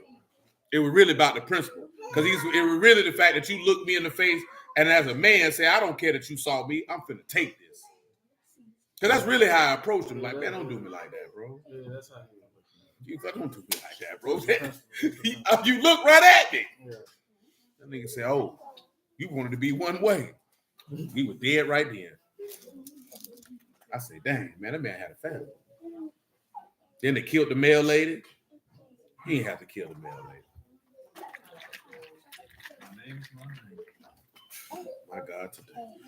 Come on, man. Amos 7:7. Say, thus he showed me, and behold, the Lord stood upon a wall by a plumb line with a plumb line in his hand. Yahuwah said unto me, Amos, what see you? And I said, a plumb line. Then said the Lord, behold, I will set a plumb line in the midst of my people Yasharal. I'll not again pass by them anymore. And the high places of Isaac shall be desolate. The sanctuary of Yasharal shall be laid waste. And I'll rise up against the house of Jeroboam with the sword. Just know that he's talking about the northern kingdom. That's where Amos at. Go ahead. And then Amaziah, the priest of Bethel, sent to Jeroboam, king of Yasharal, saying, what he said? Amos hath conspired against you in the midst of the house of Yasharal. The land is not able to bear all his words. Land can't take what he talking about. For thus Amos saith, Jeroboam shall die by the sword. Yasharal shall surely be led away captive. Also Amaziah said unto Amos, O you seer, go flee you away in the land of Yehuda, and there eat bread and prophesy there. He said, go eat bread somewhere else and preach some word. But prophesy not again anymore at Bethel, for it is the king's chapel and the king's court. Then answered Amos and said to Amaziah, I was no prophet, neither was I a prophet's son, but I was a herdman. and a gatherer of sycamore fruit. And Yahuwah took me, As I followed the flock, and Yahuwah said unto me, O prophesy unto my people Yasharal. see, he did that voluntarily. And that was a call. That man said, I'm not a prophet. Nobody said, nor am I a what? This is something that a lot of people don't realize in the text. When you see the son of the prophets, a lot of times in the text, even though it don't explicitly say this, that if a man was a prophet, usually the Yahuwah would give that gift to his sons. You know what I'm saying? That's why he said, neither was I a prophet's son. I don't even come from that, cuz. But the man seen me one day doing this and told me, go drop this on these people. So I went. A herdman just like a shepherd, huh? Yeah, shepherd. Mm-hmm. Tending to the flock. Mm-hmm. You see that a lot of times in the word, individuals that either have been rejected or who had care of things that were not theirs, or individuals that he chose on a regular basis. I meant to read that earlier. 1 Corinthians chapter 1, verse 25. You can make it 22. I'm not saying that that's the standard. I'm just talking about you can see that pattern. And for the Yahudim require a sign, and the Greeks seek after wisdom. But we preach Hamashiach crucified, unto the Yahudim a stumbling block. What? And unto the Greeks foolishness. Read it again. So when we preach Hamashiach, no, he said the Yahudim seek a what? Require a sign. Because they don't believe in the Jews. I mean, in the Greeks seek after wisdom. Why? But we preach Hamashiach. He said you seeking after a sign and wisdom, but we preach a Mashiach crucified, which to the Yahudim is a what? A stumbling That's block. what Isaiah 8 and 13 takes. And unto the Greeks foolish. And they said this junk sounds stupid. But unto them which are called, both Yahudim and Greeks, Mashiach is the power of Elohim and the wisdom of Elohim. Where the word of the king is, there's power. See, those are called, you get the sign and the wisdom. Go ahead. Because the foolishness of Elohim is wiser than men, and the weakness of Elohim is stronger than men. Stronger. For you see your calling, brethren, how that not many wise men after the flesh, not many mighty, Not many wise men after the flesh, not many mighty, and not many what? noble. But Elohim has chosen the foolish things of the world. Foolish things of the world, the base things. To confound the wise. To do what to the To wise? confound the wise. What else? And Elohim has chosen the weak things of the world to confound the things which are mighty. And what else? And base things of the world and things which are despised have Elohim chosen. You know why he gonna pick the direct antithesis to what men esteem to destroy it, so that you can know Yahuwah did it. You know what I'm talking about? You look at Jephthah, right? He picked Jephthah. What was the background of Jephthah? He was a judge, but what was his familial background, I should say?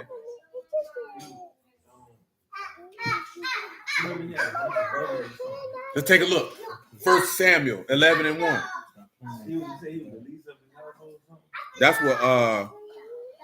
what Gideon said. Oh, you said First Samuel. Yeah, Judges 11. I'm sorry. Judges 11. Now Jephthah the Gileadite was a mighty man of valor. Hold on, tell him what a Gileadite is. Where he from?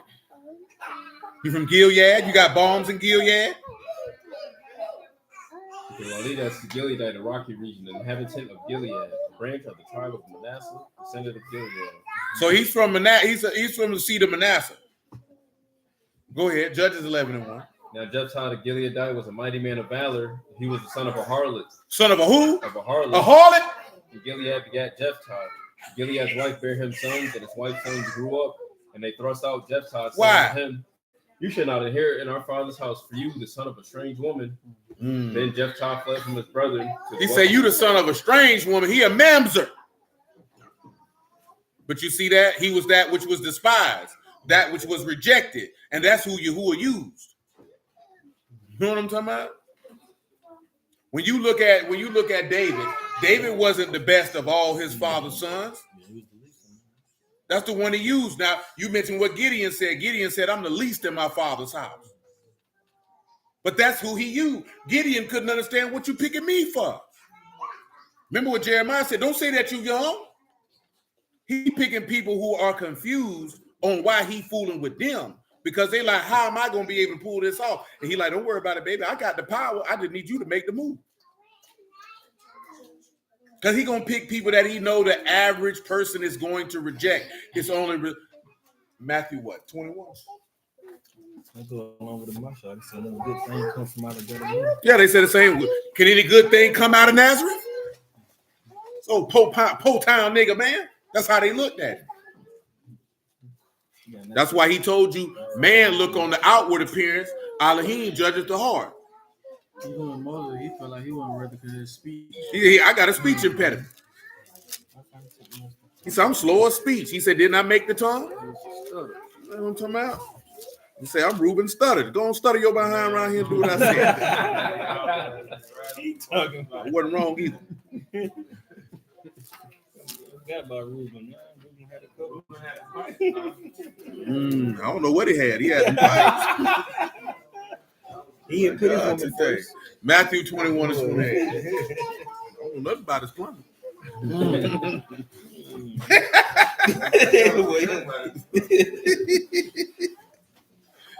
Come on, Matthew 21 and 28. But what think you? A man had two sons, and he came to the first and said, son, go work. Hold on, back that up. 23.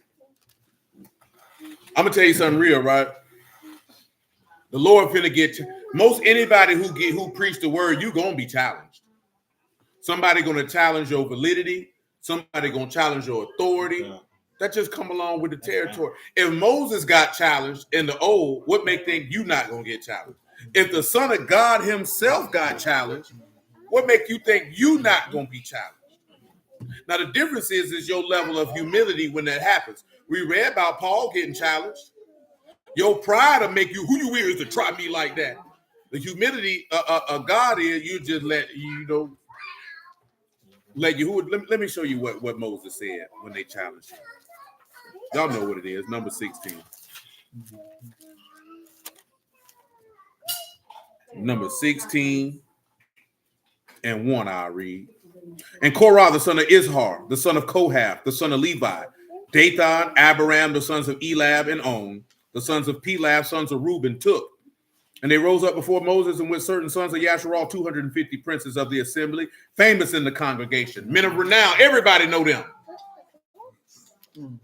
And they gathered themselves together against Moses and against Aaron and said unto them, you take too much upon you, seeing that all the congregation are Kadash, and every one of them, and Yahuwah is among them. Wherefore then lift up yourselves above the congregation of Yahuwah. And when Moses heard it, he fell upon his face. And he spake unto Korah and to all his company, saying, even tomorrow Yahuwah will show who are his, and who is Kadash, and he will cause him to come near unto him. Even him whom he have chosen will he cause to come near unto him. That's how you respond. He say, what? He say, well, check this out. Yahuwah will show who holy, who he chose, and who he came to draw near. I'm not finna argue and prove none of you, nigga. Know what I'm talking about? But look at you lifting yourself above us. That man ain't did nothing but what God told him to do. Can't no man rule over me. I'm a ruler too. And guess what happened? Earth swallowed them niggas up. Shoot, that what happened. Everything that appertained with them too. They wives, they kids, everything. Now you're in the earth. Stank. And you went in alive. Can you imagine dying in dirt alive? The boy got ate up by a sinkhole. Boys in the literal utter pits of Sheol. But an Adamah swallowed you whole, boy. Running your mouth. And you know why? Because you ran your mouth against the wrong person. You spoke because you know why? You thought you was somebody. See, it said you was men of renown. You was famous in the congregation. Everybody know me. It's like I'm a superstar. Now look at you. I'm famous for the wrong reasons. You know what I'm saying? For the wrong reason. And it was all because of all those sides. It's because of their pride, though.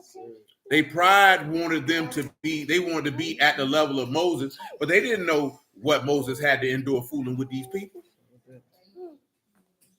And it's not like Moses took the job. God gave him the job. And then when we talked about the speech impediment, then he said, well, go get your brother. I know he know how to speak well.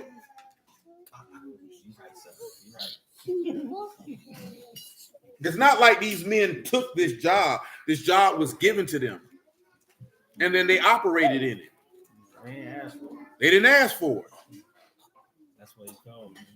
Yeah, they didn't ask for it. What he told you, man. Now, there's a difference, right? Because it tell you if a man desire the office of a bishop, he desire good work. Now, there's certain jobs, like there ain't nothing wrong if you desire to be in the ministry. You just got to, on your service, wait on your service. On your teaching, wait on your teaching. Get crafted, curated, and perfected to do that job. See, we're not talking about internet teaching or talking to people on the street, man. He talking about watching over his flock that whom he have purchased. Take your time. What you rushing for? Ain't that's what the song say? That was your song when you were young. Your mom used to play it all the time. Take your time, do it right. Take your time, young man. That's another one. That's what your mom used to say. Don't be on rush to get old. The John said, "No, my mama ain't play that one." I don't know about that. You don't know about that? Take your time, young man. You write music, you don't know about that? Come on, man. Play it for myself. I can tell with that shirt on.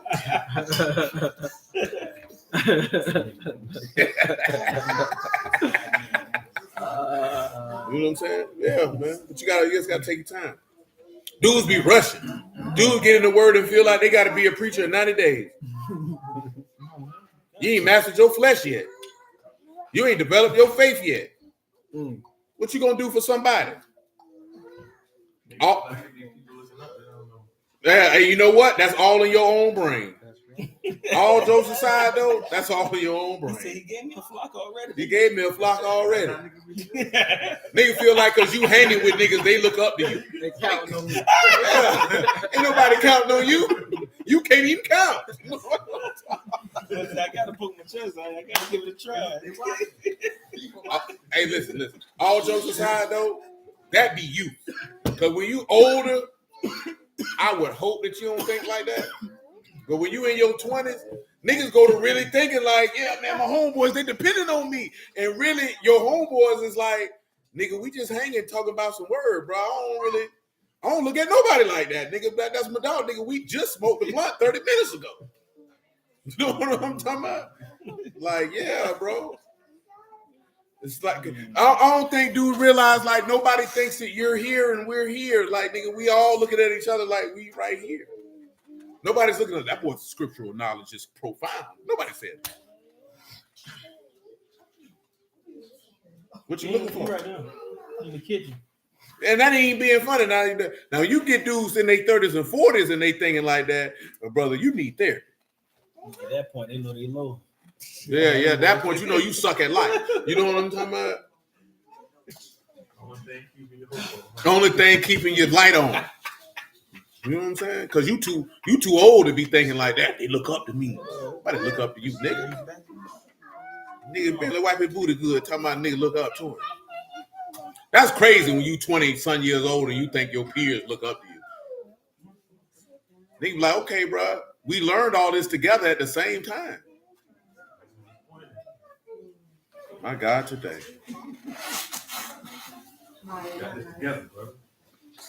Nah, I didn't know how niggas be. That's how niggas be. Boy, King, boy, you all right? Boy, you got cut. What you giving that boy? You getting that boy drugs? Don't take it, King. Don't take it. Resist. It look like a hurt bottle, boy. Just say no. What you just gave that boy? She said, let me test it out first. Hey, boy, you always got a headache. Boy, you constipated?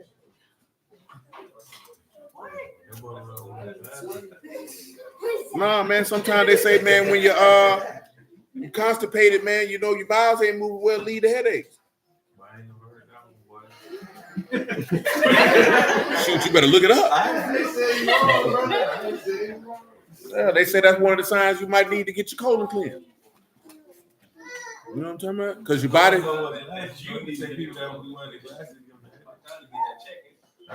Well, why you trying to get a nigga to stick their finger in my butt? What you got? Oh, man. That's about the third, fourth time, boy. You daydreaming about a colon exam, boy. That boy John said, about that time, man. Yeah, boy. Well, you out here daydreaming about prostate exams? Nah, brother. Nah, brother. You ain't trying to. I'm doing the testing. That nigga say you getting tested and you doing the testing. Lord of mercy, man. What's going on, brother? You all right? What trying to use that at is you daydreaming about fingers and butts. Man, all you need to do is go to Doc Ross and get you some prostate formula, brother. You don't gotta have nobody violate you in that fashion. That's right. You know what I'm saying? You ain't got to be there. See, it's number one. It's number one against black men. You ain't got to be in your 40s, nigga. You over the threshold. You ain't 20. You know what I'm talking about? You get up and pee a lot at night. Oh, that's a sign. That's a sign. That is a sign, boy. That's a sign of a swollen prostate. I'm not being funny, dead serious. No, if you get up to urinate more than twice a night, that's a sign of a swollen prostate. I'm not being funny. You said you got up a lot at night. Man, you might want to holler at Doc Ross. Every night? I drink a lot of water. Nah, if you drink a lot of water, you get. Now, I think it depends because you might can be like, I cannot sleep and I have to urinate. I can't do it. If I can feel that I got to urinate, I could be sleeping and feel like I got to urinate. I'm gonna get up. I can't sleep comfortably. I can't go to sleep if I feel like I have to urinate when I lay down. Not necessarily. You get up once, but if you have frequent going, that's a sign of a swollen prostate. And the older you get, the more often you may get up and go urinate.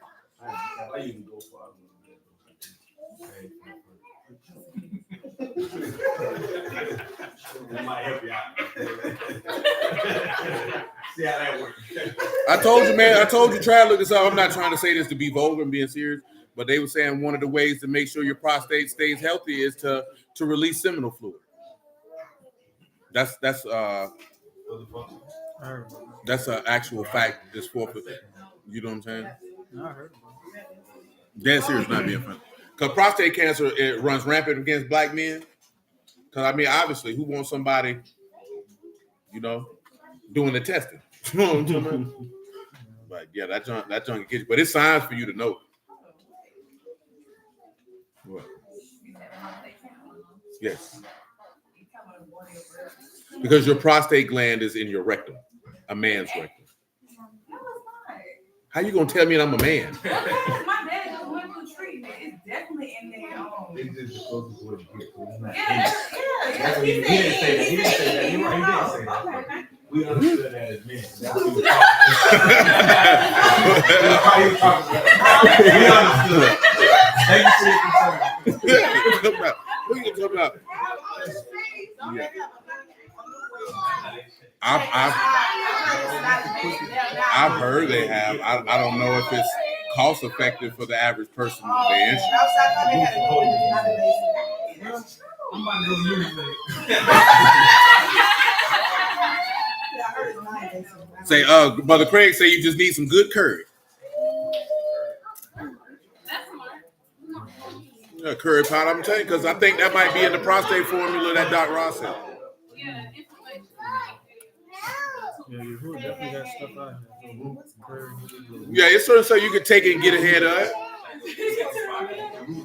Because, yeah, shoot, because I definitely used to urinate a lot, man. I already knew what that was, man. About 5 years ago, started taking that prostate formula. I'm good to go. Because I already knew what that was. Like, okay, you're getting up too much to use the bathroom in the middle of the night. You know what I'm saying? Because there doesn't have to be any reason for your prostate to be inflamed. You know what I'm saying? It could just happen.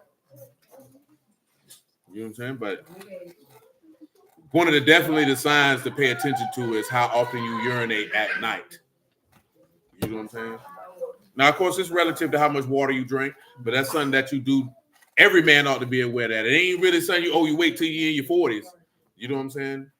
Because they were talking about, when I was in prison, they were talking about, shoot, you could get it checked now. They were really talking about in your early to mid 30s. You know what I'm talking about? Yeah, that's what I heard mid 30s. I heard mid 30s. Well, most people had the idea you got to wait till you're in your 40s. But they really talking about your early 30s, mid 30s. Because I was like 24. Dude was like, you want a prostate exam? I was like, hell no. You really believe that's a black man? It affects black men disproportionately higher than other races. But I think they said they believe that's because of stop black men not getting tested more than necessarily being genetically predisposed to it. They believe it's just from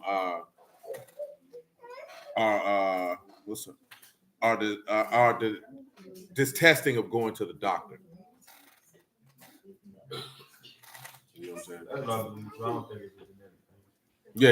It's just because that's going to happen in any man. As you age, this thing go to breaking down. That man say the dust you are, the dust you going to return.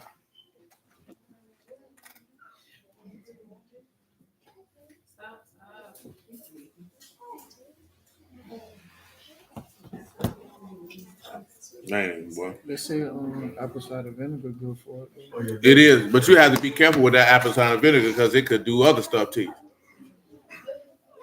Especially if it ain't filtered.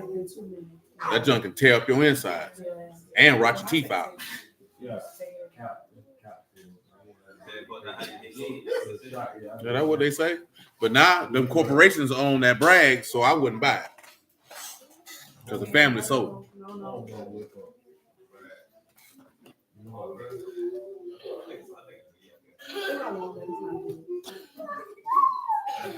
Hell no. Come on. Where we at, Will? Matthew 21 and 23. Go ahead. And when he was coming to the temple, the chief priests and the elders of the people came unto him as he was teaching and said, by what authority do you these things? And who gave you this authority? Yahushua answered and said unto them, I also will ask you one thing, which if you tell me, I am likewise will tell you by what authority I do these things. The baptism of John, whence was it? From Shamaim or of men? From Shamaim or of And they men. reason with themselves, saying, if we shall say from Shamaim, he will say unto us, why did you not believe then? Why did you not But believe? if we shall say of men, we fear the people, or for all hold John as a prophet. And they answered Yahushua and said, we cannot tell. And he said unto them, neither tell I you by what authority I do these things. Yeah, an investor group, Sister Regina, called Swander Pace Capital, an equity firm, is who bought them. It was owned by the family until 2019. So, you know, once them big companies get hold of stuff like that, some people are worried about has it been reformulated? You know, those people say it hasn't been reformulated. So I don't know, but I don't trust them equity firms enough because the only thing they're gonna be concerned with is profit. You know what I'm saying? And you know, because the Braggs thing, that was a family-owned thing all the way through. You know, once the family don't have control of it. And I also mentioned that too, right? That thought process that you think white people don't sell their family businesses and they keep it in the family. Yeah, they do. They sell it quick, especially when niggas go to dime. You know what I'm saying? Because a lot of them don't want to fool with it, or they kids don't want to fool with it, and they offload it. Because you know how black folks like to say, don't sell grandma's house. They gonna. Did you know I seen niggas say they gonna gentrify Moncrief because they gonna put a roundabout over there? A roundabout. Oh, that's a sign of gentrification. I'm gonna tell you something, right? I've been living in Jacksonville for 44 and a half years. And I can tell you right now that ain't no white folks looking to move off 30th and Chase. Ain't no white folks looking to leave off 34th and Moncrief. Ain't nobody white folks trying to be on Road Ave. They ain't coming over there. They built it and left. They is not coming off 45th and Avenue B. About the only thing they trying to do is they might try to get it spruce enough to where they can tear down some old houses or some empty lots and build some rentals. You know what I'm saying? Get some American classic home rentals built. Because any damn fool who from Jacksonville, Florida, and thinks some white folks is rushing to live off 45th and Avenue B, you ain't from here. And you a goddamn fool. You know what I'm talking about? Because, boy, ain't no white folks moving over there. Move over there for what? I've never seen a white boy at the pipeline. Now, It's a lot of that I'll go for. You know why? Because niggas don't want to live over there no more. You know the only black folks who want to live off Moncrief? You know the only black folks who want to live off Moncrief in all seriousness is people who they people from around there. And they don't want to leave from over there. Because, you know, you got them old black folks, man. Grandma done been staying over there 30, 40 years, 50 years. She not moving. She's staying over there. Just like a lot of the people from out east, man, them people not moving. They going to stay right over there. What I learned, though, just from working over there with farmers, like Hispanic, like what we consider a rough area, like they don't look at them areas like bad areas. They don't. White people. They come from worse. I know what you're saying. So like when they to this point, when they see these areas, they like nice price. This is a nice built house. I'm good. This is nice. I'm going to take it. I said them. Not like that. They like this. This is a nice house. Say my auntie and uncle sold and split my granddad's estate immediately. Hey, that's not. Yeah, they don't look at it like PYC. Yeah, they don't. No. See, like you was scared. You saw Fairfax. They loving it. But that's why they Ain't nothing to be scared of. Democrats say bring them in. They go red. Yeah. Man, I'm talking about, I ain't gonna lie to you. Man, ain't nothing, man, look at, man, don't nothing go on Fairfax if you ain't in no streets. You got old white black folks who've been living over there 60 years, done seen many niggas get killed dead in the street. Nothing never came to their front door. You know why? Because, baby, I just go to church and go to the store. I just mind my business. I don't know what them kids out there doing. Passing time. Just passing time. I sit out on my porch, I drink my tea. I see them little kids out there selling their drugs. But that ain't got nothing to do with me, baby. You want some cookies? And that's it. I gave my life to the Lord a long time ago, baby. I've been in this neighborhood for 40 years. That's how they feel. They know what them boys doing. Like, they really feel like, but I know I don't live like that, man. And I'm comfortable. And I'm good. I've been here. I've been in this same neighborhood since 1975, baby. I ain't going nowhere.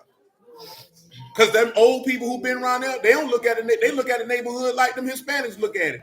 You know, you got your stuff, but it's not that bad, baby. Because in reality, it's not. You know what I'm talking about? Because you can go outside and walk the street. Ain't nobody finna tackle you. That's not in today's time. Man, you know how many different hoods I done been in and walk around? I ain't from around there. This ain't LA where a nigga finna press you. It made me figuring it out. It made me think about how Friday set up. How the movie Friday set up. Like they technically in the hood, but if you look at how it's set up, like niggas out watering their lawn. It's regular stuff. Regular old folk around chilling. Yes, niggas out there sitting, young niggas. But it's more families and old niggas out there than anything. It's always gonna be a small pocket of niggas doing all the crime. Because most of us ain't in no pride. It ain't like you in Hilltop. It ain't like you in Eureka, where everybody crazy. You know what I'm saying? You go around there to Avenue B, man, you look at them old people, man. This nigga been staying with his grandma, with your grandma for 30 years. Unc ain't never moved out. Uncle Phil, man. He stay in the back room. That's Uncle Charles. Always sitting there with that tank top on and a little behind shoulder. You know grandma don't like for you to smoke in this house. Boy, I've been living in this house all my life. I smoke what I feel like.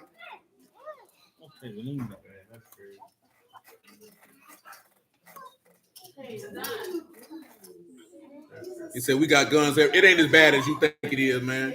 Most people who get shot over here, man, people get shot because they don't know how to leave people alone.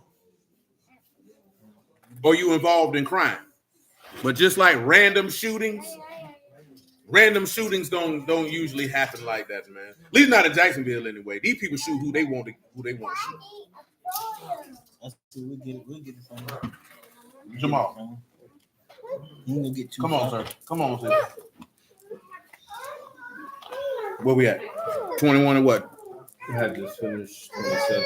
21 and 27. Listen to it. Saying they answered, Yahushua said, we cannot tell. And he said unto them, neither tell I you by what authority I do these things. Go ahead. But what think you? A man had 2 sons, and he came to the first and said, son, go work today in my vineyard. He answered and said, I will not. But afterward he repented and went. And he came to the second and said likewise. And he answered and said, I go, and went not. Whither of them twain did the will of his father? They say unto him the first. Yahushua said unto them, truly I say unto you that the publicans and harlots go into the kingdom of Elohim before you. For John, who go in before them? Publicans and the harlots. The people that they look down upon the most, the people that people had the most disdain for. I'm talking about the quote unquote, for lack of a better term, religious folks. They the ones who gonna get in first. You know what I'm saying? We were just talking about this yesterday. Most of these dudes won't go outside and ingratiate themselves in the community of people and talk to them about no word. But they swear up and down they know so much word, but they don't even know how to talk to regular people. The way some of these people talk to people on the internet, I know you don't go outside and talk no word to nobody. Because somebody would have been punched you in your mouth. Leave that alone, Jamal. And dudes think it's cool to talk to people like that. You know what I'm saying? Y'all crazy, bro. What we at before him? What I needed? Oh, go back to 1 Corinthians. What you say? Oh, we've been done, don't we? 1 Corinthians 1 and 28. Ruthie. It said, and base things of the world and things which are despised have Elohim chosen, and things which are not, to bring to nothing things that are. That no flesh should esteem in his presence, but of him are you in Hamashiach Yahushua. That's right. For Elohim is made unto us wisdom and righteousness and sanctification and redemption, that according as it is written, he that esteem, let him esteem in the Lord. And that's Jeremiah 9 that he referring to. That if you're going to take honor yourselves in Yahuwah. But go back to 12 and 9 in Ecclesiastes so we get the definition for gold. You know, and a lot of people don't want to do that. Everybody wants the focus and attention to be on them. And that's unfortunate. And moreover, because the preacher was wise, he still taught the people knowledge. Yet he gave good heed and sought out and set in order many proverbs.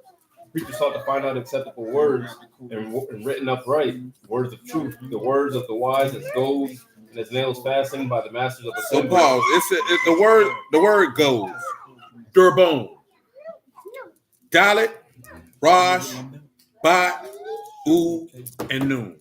You can give me what you got for that. Dalit, Rosh, Bat, U, and Noon. Durbone. We'll see what we can get on the English definition for gold. Now, gold by definition is to provoke or annoy or so as to stimulate some action or reaction. What does it mean to goad someone? It is to deliberately make them feel angry or irritated, or often causing them to react by doing something.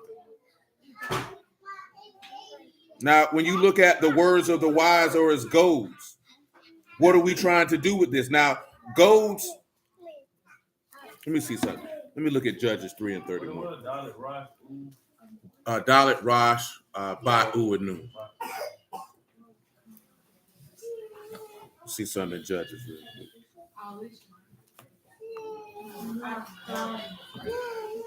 Now, we got Judges 3 and 31. It said, after him was Shamgar, the son of Anav, which slew of the Philistines 600 men with an ox goad. And he delivered Yasharal. So you have an ox goad. And that word is malmad. And that is a goad for oxen. That is mean, lamad, mean, and dalit. Dwayne Jamal. What you doing? Now, ox goad is an instrument used by plowmen for guiding their oxen. So probably, it's a different word. But it said the words of the wise are as goads, or the words of the wise are to guide. You said the sacrifice of the highest of the house will secure you to everlasting life. You asking me, you telling me? No, I'm saying. Okay. Shoot, I don't want no problems, cuz. I don't want no problem, cuz.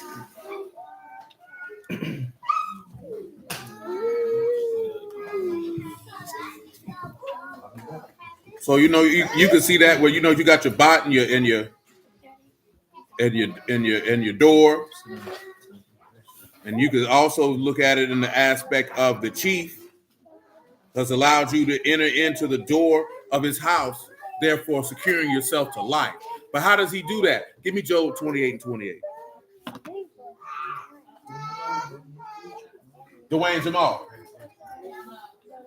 Saying unto man, he said, behold, the fear of the Lord, that is wisdom. The fear of the Lord is what? Is wisdom. Is what? Wisdom. And to depart from evil is understanding. Now, why did I look at that, right? He said the words of the wise is goals. Let's take it a step further. The Proverbs 1 and 1. Then we're going to establish shepherds, apostles, things of this nature one more good time. We really want to be looking in more detail into the function. So the Proverbs of Solomon, the son of David, king of Yasharal, to know wisdom and instruction, to perceive the words of understanding, to receive the instruction of wisdom, justice, and judgment. To receive the instruction of what? Wisdom, justice, and judgment. And what else? And equity. And what else? To give subtlety to the simple, to the young man, knowledge and discretion. A wise will hear and will increase learning. Pause. I want you to run that again. With the wise trying to lead and guide, this is what they're trying to lead you and guide you to. What are those things again, sir? So to know wisdom and instruction. Pause. So the first thing you need to know is they want to lead you to Kokma and Musar. That's discipline and that's skill in war.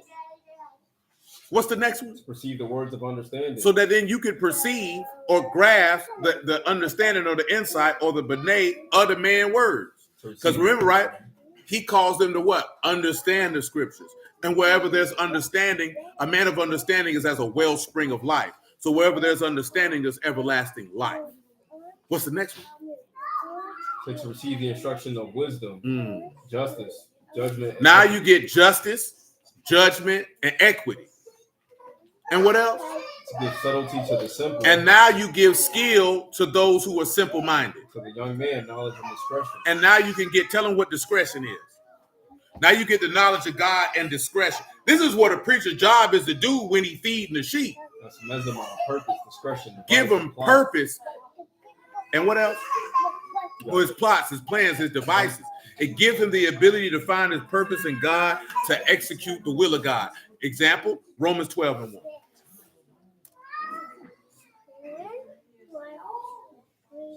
I beseech you, therefore, brethren, by the mercies of Elohim, that you present your bodies a living sacrifice, Kadash, acceptable unto Elohim, your reasonable service.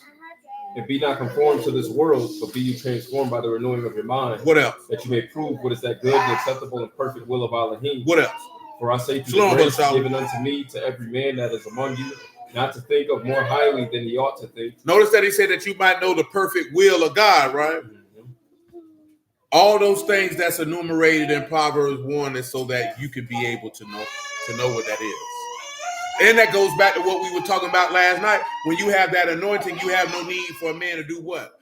Teach you. Because now God is dwelling in you. See, unfortunately, the reality of the situation is this. You have dudes that don't want you to have any of those things. Pause. Matthew 23. Matthew 23. Give me verse 11. But he that is greatest among you shall be a servant. What else? And whosoever shall exalt himself shall be abased. That's what a lot of these dudes who preaching out here, that's what they doing. But they cover it under cloak of fake humility. And he that shall humble himself shall be exalted. I love the people. But you really a buster. Go ahead. But woe unto you, scribes and Pharisees, hypocrites, for you shut up the kingdom of Shamaim against men. They do what? Shut up the kingdom of Shamaim against men. They do what? Shut up the kingdom of Shamaim against men. And what else they do? For you neither go in yourselves, neither suffer you them that are entering to go in. They not going in, they not trying to make sure you don't make it either. Woe unto you, scribes and Pharisees, hypocrites, for you devour widows' houses, and for a pretense make long prayers. Therefore you shall receive the greater damnation. He said you taking all these old lady stuff, who husband done died, and you pray all day. Woe unto you, scribes and Pharisees, hypocrites, for you compass sea and land to make one proselyte. And when he's made, you make him twofold more the child of hell than yourself. Listen, the issue is not that they prayed long.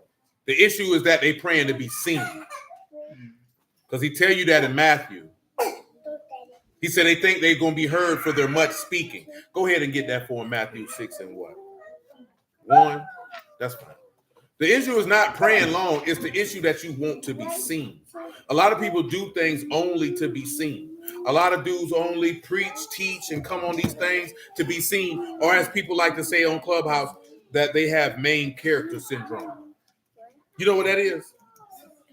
Who in here knows what main character syndrome is? What it is? You shaking your head.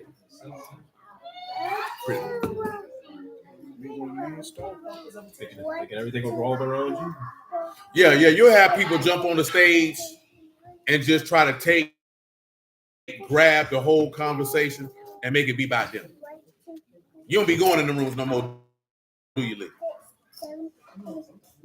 Them niggas crazy, ain't they? She said she was in the crazy room the other day. What them niggas said?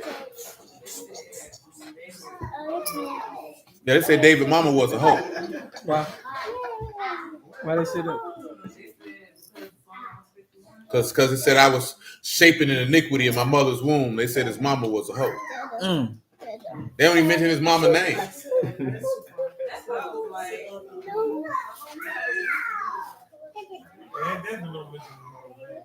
What's that? No, I don't even mention his mama's name.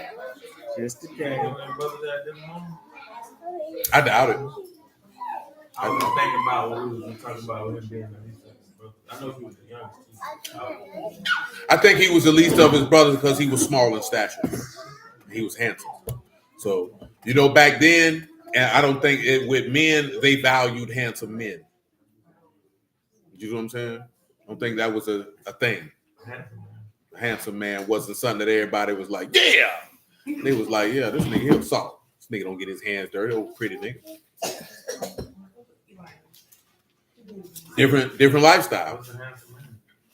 I mean, shoot, man. At the end of the day, regardless, people want to acknowledge it. People know a handsome man when they see one. Just like a beautiful woman when you see one.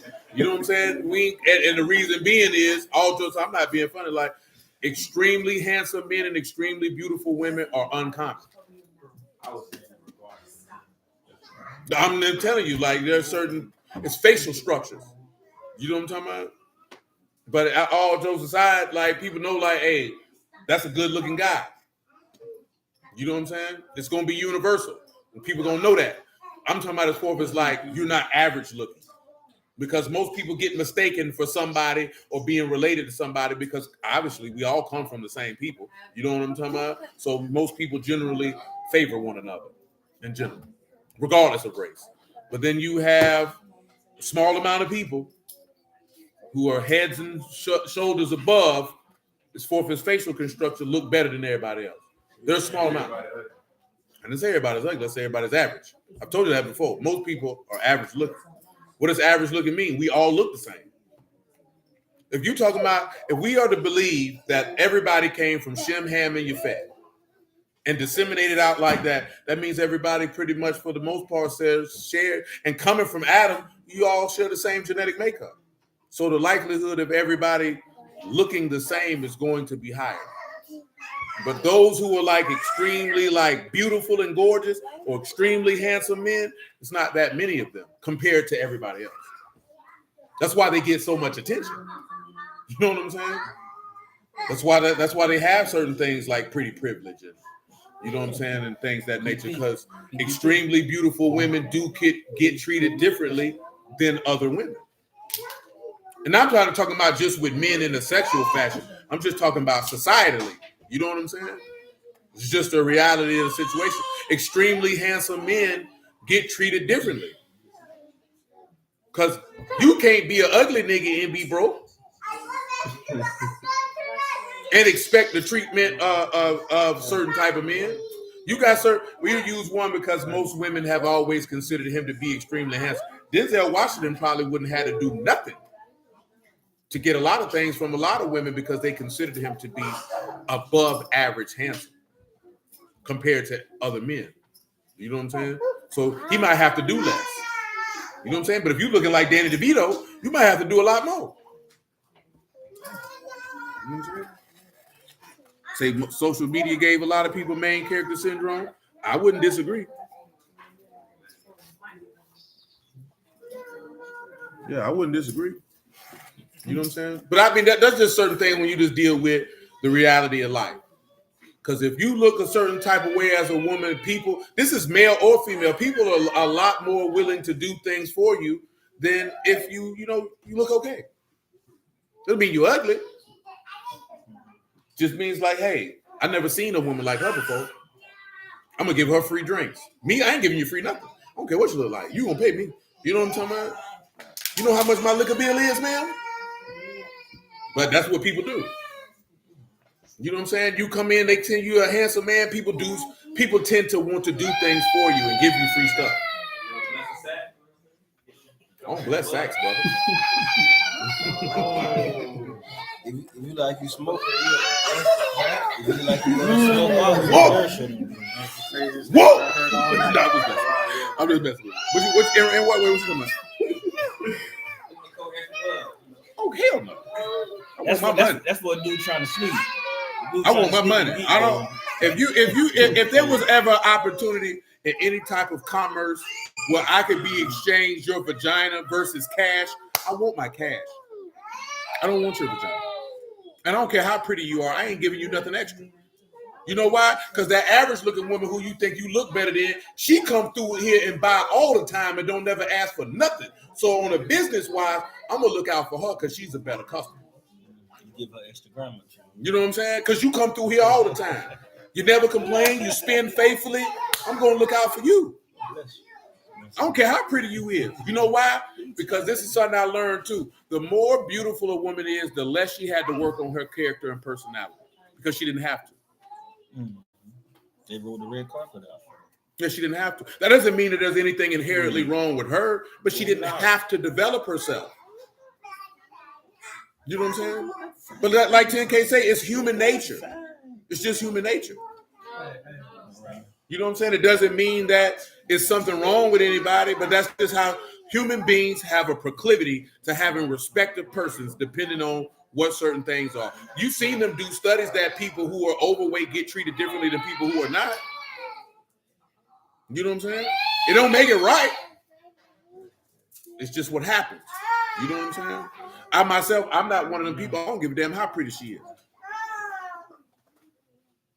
Because I've known women who got by on that and thought that, oh, I'm cute. You're gonna give me what I want. You're lying to me. I want my money. You know what I'm talking about? You ain't got no money. I ain't got nothing for you. You know what I'm saying? But guess what? Out of 100 dudes, how many dudes gonna do that? 1.5. No more than 10. 90 gonna give her what she want. Yeah, 90 gonna give her what she want. But it's the same way. An extremely handsome man, and he's the case in point. Regardless, Brad Pitt was considered to be an extremely handsome man. There are a lot of women who would have gave him whatever he wanted, and he wouldn't have had to do anything tangible. They consider Jennifer Aniston to be an extremely beautiful woman, and she was definitely below average in my estimation. For a white woman, I've definitely seen more attractive white women than her. That's what I was saying. I figured especially among men. I mean, it is, but then at the same token, there are some things where you like, that's a beautiful woman, and ain't nobody gonna argue that. I know, but I've never heard a man say that's a beautiful man and no one can argue that. That's all. I mean, that's not something. No, that's not. No, I know. No, that's not something that a man would verbalize in that fashion. It's more just something that you would acknowledge, like, that's a handsome dude. I see why they acting like that. More than like, that's a handsome guy. You know, you're not gonna say that out loud. You're not even gonna say that in your mind. Right. You know what I'm saying? That's all I'm saying. Yeah, you're not even gonna say that in your mind. I've never said that. Yeah, you're not gonna say it. When I mean it is just in the general tone of the conversation. But it's, that's a handsome dude. Nobody's sitting in their mind like that's a damn. I never heard it from myself. But nobody will I argue. think that's more of a Yeah. I agree. I ain't gonna I heard a lot of white women because they admire men like that. Oh yeah, That and they're not concerned with being labeled a homosexual if they acknowledge that that's a handsome man. I wasn't even speaking on that because I don't feel like I don't even think I'm just talking about how culturally how they move. Like white people don't do pause no homo because they don't give a damn if you think I'm gay or not. Because I'm not concerned with that. a lot of them niggas don't feel like that. Yeah, they play them type of games. They don't feel like that's really real. They're more passionate. Like that man make you feel good, he make you feel good. No, I get that, but I'm telling you, but with black folks, nigga concerned about nigga don't think I like men. That's definitely black. Yeah, black folks are like, hey boy, I don't like men. It was a time. It's still like that now. I mean, you may have more young men that tend to the booty bandit ways, but what I'm saying is in general, black folks, hey man, don't associate me with that. Because who the only ones, at least on a celebrity level, get in trouble for saying no homo? Or niggas saying, why we got to keep saying this Paul stuff? Why you think? Because niggas like, well, I'm tired of acting like I want to be able to say stuff without thinking about a dick. The guy ain't thinking about that. Somebody insinuating. Yeah, because that's how black folks is, man. Like, bro, I ain't on that gay stuff. Bro, I'm talking about a hot dog. I just want a Frankfurt. You see, like you said, they done socially engineered your mind to think that he's talking about that. But it's beautiful. It's She said the only white woman I thought was beautiful was Grace Kelly. Yeah, that what that just said. They said that King David was handsome. You know what I'm saying? And that's how the text. And this is how men are describing him. You know what I'm saying? But that's what say in that time period, nigga, you can say, boy, he's got a beautiful face, and nobody would have thought, oh, you like me or something. Nobody would have thought that. You just acknowledge him. That's a handsome man. Now, how we live now, if you say, boy, that's a handsome brother, oh, this nigga gay. Nah, if you walk up to a man and kiss him on the cheek as a greet, they'll think you're gay. Gay, and that was normal practice in the ancient Near East. What's up, bro? Not even like that. Them niggas greet each other. He say greet each other with a holy kiss. You know what I'm saying? The same way like to see kiss nigga on the cheek. Not no Birdman. Not on the mouth. Not on the mouth. No Birdman. That's not set apart. That's not set apart. That's not set apart, bro. They hold the lips. Yeah, no, I mean, but we don't live in a society where you can do that. She said it's more so like people say this nigga pretty. Yeah, everybody knows. Yeah, because then you do have stuff like that. Nigga said, but it's more in a demeaning type of way. This old pretty nigga right here. You have tactically acknowledged that you know this man is handsome. And above handsome. Yeah, That's what they say about Drake. They call Drake a pretty boy. No, I know what you're saying, but I'm talking about what she just said. When they be like, "Oh, that old pretty nigga over there," you have tactically acknowledged that he's handsome. Cause niggas really be mad because he pretty. She just said you hating, right? Yeah, Like in high school, niggas like, oh, that's a pretty. yeah, you hate it. It's a psychology behind that. If a nigga feel like a nigga using his looks to gain stuff, they feel like that's what females do. Like he was saying, a female gains off of Well, why do you feel So like the you nigga why you gains off his so looks based on like the qualities that make you a man. Case example, that Martin episode. You know, Pretty Ricky, what they call it. Well, why do you assume he's using his looks? He can't help the hands when people want to do No, I'm saying. My point was men value men versus on their contribution and their value to the group. If a nigga is handsome, that's not gonna value me. That's gonna value him. Yeah, that's different. No, he's saying it's different. He talking about his fourth as a collective of men. I don't give a damn how handsome he is, because it don't benefit the whole. If he can help me move and I can help him move towards the common goal, it don't really matter how I think he looks. And I'm not gonna look at him based on how he look if he's bringing something to the table. It's niggas who feel like their looks is enough to bring to the table, and it's not. You can't bring your looks to the table for the niggas, bro. Nobody's here trying to fight. Nobody's here trying to hit you, bro. I know what he's saying. I know what That's what I was thinking. No, I'm just talking about in general. And people know, like, hey, that's a handsome guy. He's just not gonna say it out loud because he don't want nobody to think, "What, you like him, son? You gonna rub your nipples about him later?" You know what I'm saying? That's all. Everybody know that. You know, one type of nigga get all the girls. I was just about to say that. Obviously, he's handsome. We ain't gonna say that. Yeah, he's not gonna say it out loud. That's what I'm saying. White men are more inclined to say it out loud. That's a strapping young gentleman. You know what I'm saying? They're more inclined to say it's a beautiful guy. I heard many football games with these people talking about how handsome they thought Tom Brady was. Yeah, I was about to say. You know what I'm saying? Hit my wife, man. Go ahead. You know what I'm saying? I'm young.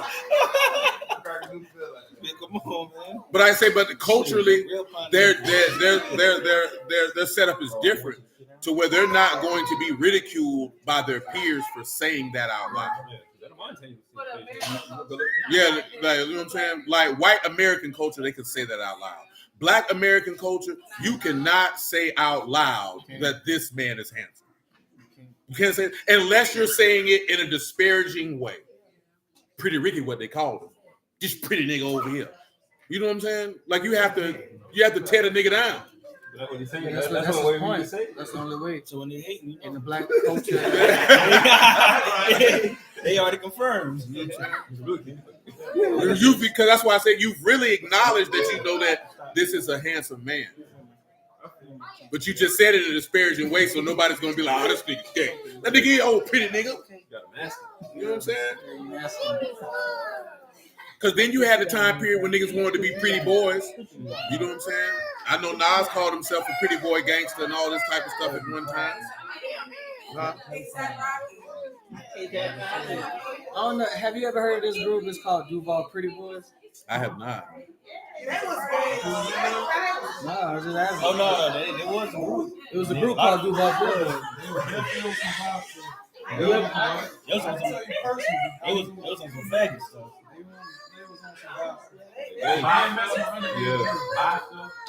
Okay, we'll leave that alone. That's criminal stuff. We don't want to incriminate nobody. Where we at with? Matthew 6:1. Go ahead. Say, take heed that you do not your own before men to be seen of them. Otherwise, you have no reward of your opposites in Shamayim. Therefore, when you do alms, do not sound a trumpet before you, as the hypocrites do in the synagogues and in the streets, that they may have esteem of men. Truly, I say unto you, they have their reward. Go ahead. But when you do alms, let not your left hand know what your right hand do, that your alms may be in secret, and your Abba which see in Well, secret. tell them what alms is by definition. You say, yeah, definitely. Now, Muhammad Ali definitely called himself pretty a lot, and at that time, he would be considered to be a handsome man because his fourth is how looks is concerned. Over time, it is changed. Because it's really based strictly on facial structure. That's why they got mad at Kevin Samuels when he was saying that stuff. But it's really about cheekbones, jaw structure, eye structure, things of that nature. That's what they consider beautiful and handsome as it pertains to That again, it is subjective, but then they have certain things. And that's why if a woman goes to be a model, they're looking for a certain face type, high cheekbones and all, because high cheekbones is considered to be attractive on men and women.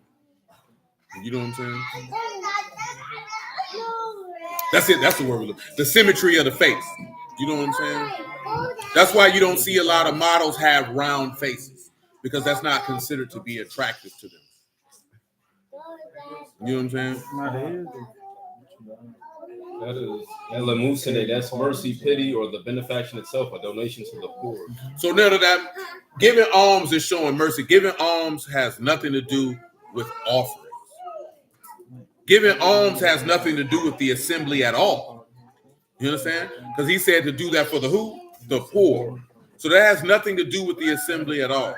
You can give alms in or out the assembly. You understand what I'm telling you? You can give alms to people in or out the word. So he was telling you, you had people like to go feed the homeless and bring a camera or go live. You know, people like to do that, whether they're in the word or not. Yeah, they announce it. Look at me. You got your honor, because you're supposed to be doing it to get esteem and mercy. Remember, he showed himself merciful to those that are merciful, and mercy rejoice against judgment. So you went out there to show mercy unto those who had not, then you would have got that honor in heaven. Once you blowed the trumpet and told people you were going, that's why, like I said, this is no knock to churches who may do this. Like, you can't make a flyer talking about we doing X. You have to do that type of stuff behind the scenes. Like, if you're trying to get clothes for the poor, feed the poor, you have to try to do that with as little fanfare as possible. That's why I say I'm not knocking organizations who do it, because it's difficult if you're trying to fundraise. You know what I'm saying? If you're trying to get the word out, like, hey, we're trying to gather up coats or gather up socks or do this or do that, you know, it's hard, because I wouldn't necessarily say that these people are blowing the trumpet like, look at me, look at me, look at me. But how are they going to get the word out? Me personally, I would just try to go develop relationship with businesses and then see if they would want to donate. But then they're going to want, most of them, they're going to want to get some fanfare to say, look at what we're doing in the community for brand awareness. You know what I'm saying? So it's a conundrum all the way around the board to pull this off, how the man telling you to pull it off, and then having the desire that some want to have to, I want to try to help as many people as I possibly can. You know what I'm saying? Because if you know you can feed 200, but what if we could feed 1,000? We could close 100, but what if we could close 350? So if you, when you look at that, you're gonna have to, you know how you see these people, we doing outreach. I don't really knock them for that. You know what I'm saying? Because I understand why they're doing it. Me personally, as long as I'm alive, we ain't never doing it. You know what I'm saying? We'll just gather up the resources that we can gather up to do it, and we'll just take that as that's the amount of people that Yahuwah wanted us to minister to, and let that be that. You know what I'm saying? Because I'm just, that's not what he tell her how to do it. You know what I'm saying? But again, I'm not saying that to discredit, invalidate, or ridicule other organizations that do that, because you would have to know their intent. And I don't know their intent, so it's not my place to speak on their intent. Because they just might just be literally trying to fundraise. You know what I'm saying? Go ahead. Saying when you pray, you should not be as the hypocrites, for they love to pray, standing in the synagogues and in the corners of the streets, that they may be seen of men. That they may be seen of who? Of men. What else? Truly I say unto you, they have their reward. Mm-hmm. But you, when you pray, enter into that's good, because that's why he said that they got long prayer, because they're trying to be seen. That's why I mentioned the main character syndrome. A lot of these dudes just want to be seen. Go back to Matthew 23. I'll start this Ezekiel 34. We'll call it a day. He said, I can see why they're doing it, but I also see why the word warns against it, because these things they're giving out to people are usually material. Yeah, but you know, and when you're talking about giving alms, that's usually what you're going to give, to be honest with you, Brother Joseph. You're going to give food and clothing. You know what I'm saying? Because we have to make sure that we had a balance of what good is it if your brother is destitute of daily food and you tell him warm and be filled, God be with you, and you didn't give him what was needful for the body. You know what I'm saying? Because we one time, me, Nell, and Leanna pulled up on this church out east, We was out there politicking with these people, and it was a couple people. They walked up, man, and they was like, man, I just got out of the hospital. I got diabetes, man. Man, I need a couple dollars to get something to eat, man. These people prayed for me, told me to slide at the very church that we were at. And I ain't gonna lie to you, all four of us was broke as the 10 Commandments. You know what I'm talking about? We able to muscled up a couple of, but it was the fact that all these church people came out, because we came out there with somebody we knew. He called himself dropping some word. It was terrible. You know what I'm talking about? You know what I'm saying? And it was like they didn't give a damn. Because these people had way more than us. Nigga, we was broke. You know what I'm talking about? Man, they could have gave this man $5. You know what I'm saying? These people ain't give him nothing. They laid hands on him and said, we going to pray for you, brother. The man said, I just want a sandwich. He said, you can buy the sandwich. You know a nigga ain't lying when they like, you ain't got to give me the money. You can go buy it.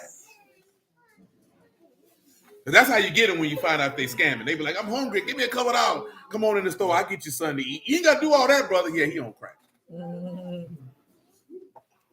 they don't want you to buy the food, he on drugs. Nigga hungry for real? Mm-hmm. They don't care. Shoot. Get what you want. Mm-hmm. So you got to be careful with that. Matthew 23. In verse 16. Read that for me. Say, woe unto you, blind guides, which say, whosoever shall swear by the temple. Okay, that's good. I'm going to start here in Ezekiel 34. This is where we'll pick up at. Because we got to go through it. Before we do that, read me Hebrews 12 and 22. This is another tag on to the collection of learned men of this master of assemblies. Now, the things that we read in Proverbs 1 and some of the other stuff, man, is to get to that everybody should be learned. Because I know these dudes like to talk about a woman can't get the spirit unless she got a husband. Where you read that at? Because I ain't never read that. You ever read that? I ain't never seen that. See, it's a balance because in Acts, the homeless man was looking to receive food, and Peter healed him, which was better. You know what I'm saying? And he got some food. He got both. He talking about, I think, the gentleman in Acts 3. Let's take a look at it since he missed it. Before you read that, see. Come over here. What is it? Acts 3? Make something. Because it could be Acts 4.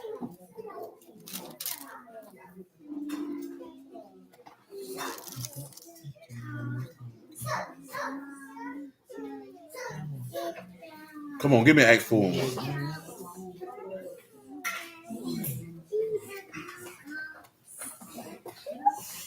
He's saying, as they spake unto the people, the priests and the Hold on, actually, no. You was right. Acts 3 and 1. Come on. Now Peter and John went up together into the temple at the hour of prayer, the ninth. And a certain man, lame from his mother's womb, was carried, whom they laid daily at the gate of the temple, which is called Beautiful, to ask alms of them that entered into the temple. So he looking for mercy. Go ahead. Who seeing Peter and John about to go into the temple, asked an alms. And Peter, fastening his eyes upon him with John, said, look on us. And he gave heed unto them, expecting to receive something of them. So he thought he was going to get a couple dollars. Come on. Then Peter said, silver and gold have I none. He said, I ain't got no bread. But such as I have, give I you in the name of Yahushua HaMashiach of Nazareth. Rise up and walk. You see how that was? Now, some people would have been mad at Peter. The man said, I ain't got no silver. You got to realize something, right? In general, for the most part, in the text, most people who preach, they not going to be rich. And they probably not going to have a lot of money. Go back to what you said. He told me to take my money. Yeah, you know what I'm saying? They may not have that much. You know what I'm saying? You know, a lot of people like to, well, he got to be of the devil. He got all that money. Or some people like, God never say he want to preach. You know, that's what they tell them Christian people. God want the preacher to prosper. That man never said any of those things. You know what I'm saying? But the likelihood of them being indiscriminately wealthy, it's probably not going to happen. You know why? Because it'll probably take away from the work that they're supposed to be doing. So he'll give them what the Proverbs 30 say, food convenient for them. Go ahead. And he took him by the right hand and lifted him up, and immediately his feet and ankle bones received strength. And he, leaping up, stood and walked and entered with them into the temple, walking and leaping and praising Elohim. And all the people saw him. Walking and praising Elohim. And they knew that it was he who sat at alms at the beautiful gate of the temple. They were filled with wonder and amazement. He came looking for alms. He came looking for mercy, but he got mercy in a different fashion than he thought he was going to get it. You know what I'm saying? Because Peter said, I ain't got no silver and gold for you. But what I do got, I give you that. I think he was happy about that. Because you know why he was asking for alms? Because he was lame. Because he couldn't get out here and get no bread. Man, if you lame and you can't walk and a nigga got to carry you everywhere, how you getting up here to get some money? You know what I'm saying? You can't. Where you was at, dude? Matter of fact, we need to finish John 4. Let's do that first. Hebrews 12 and 22. Yeah, after we do this John 4, we'll go to Hebrews 12 and 22. The moment probably done passed on it, but we're going to do it anyway. Ain't no problem. It definitely done passed. 4 and 33. Now, I just say that if you run across somebody who in the faith, you'd be like, damn, this nigga ain't never got no money. If they physically incapacitated, that's why they asking for alms. Go ahead. Therefore said the disciples one to another, have any man brought him to eat? Yahushua said unto them, my meat is to do the will of him that sent me and to finish his work. Say not you. There are yet 4 months and come the harvest. Behold, I say unto you, lift up your eyes and look on the fields. They are already ripe. Already the harvest. He that reap receive wages and gather fruit unto life eternal. That both he that sow and he that reap may rejoice together. And herein is the saying true. One sow and another reap. I sent you to reap. That whereon you bestowed no labor, other men labored, and you are entered into their labor. Pause. You see that I mentioned that? That go back to what we was in Jonah. He said, this year which you had not labored. You getting sent into somebody else's labor. This somebody else work. So you got to have a certain level of respect for what it is that you got going on. Come on with that Hebrews 12 and 22.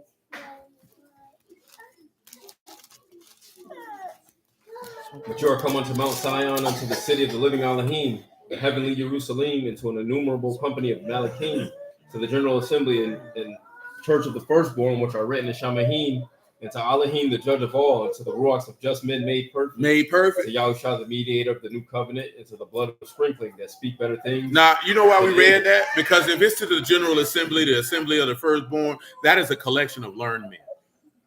Then they tell you how Yahushua is the mediator of that covenant. Therefore, he is the master of that collection of learned men. But those collection of learned men become learned men by the men who he is disseminated out to administer this word. So let's look at Ezekiel 34 and 1. And the word of Yahuwah came unto me, saying, Son of Adam, prophesy against the shepherds of Yasharal. Prophesy and say unto them, thus saith Yahuwah Elohim unto the shepherds. Tell them what a shepherd is real quick. I know it's Ra, but go ahead and share it for those who don't, and the definitions thereof.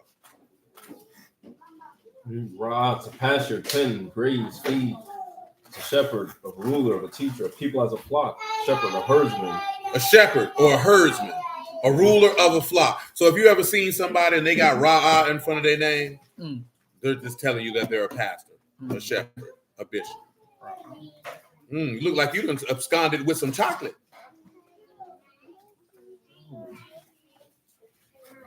He said, thus saith Yahuwah Elohim unto the shepherds, woe to the shepherds of Yasharal that do feed themselves. Should not the shepherds feed the flock? Tell them what feed is there. How you going to feed yourself and not feed the people? That's the same word, bro. How you going to teach yourself you ain't taught the people? How you going to benefit off the people? This is the point. He said destruction unto any individual who does this. He said you eat the fat, you clothe you with the wool, you kill them that are fed, and you feed not the flock. Look what he said, sound like he balling at him. Because he said you eat the fat. You know, that's the what? That's the best part. Taking the best part, leaving the people with nothing. Dirty niggas. They say the diseased have you not what? Strengthened. So those who remember, let's do this here. Luke 5 and 30. You're going to do it, you got to do it right. You could do it, baby. You could do it tonight. He used to look like he used to play that in the room. You used to play that in the room. Take your time. Do it right. You could do it, babe. You could do it tonight. Oh, that wasn't your type of jig. I understand. That's what she do. She be in the house listening to Motown. No, Diva. She like to curl her hair up like Diana Ross, and she like to do Supreme routines in the kitchen. I came in the house one day. She was talking about stopping today. I thought the police was in there. Start the run. Looking around. What's going on? She just starts singing the Vandals out of nowhere. Go ahead. It said, but their scribes and Pharisees murmured against his disciples, saying, why do you eat and drink with publicans and sinners? Yahshua answering said unto them, they that are whole need not a physician, But those that are sick. He just told you them people ain't came and strengthened the diseased. Come back and tell them what diseased is, man.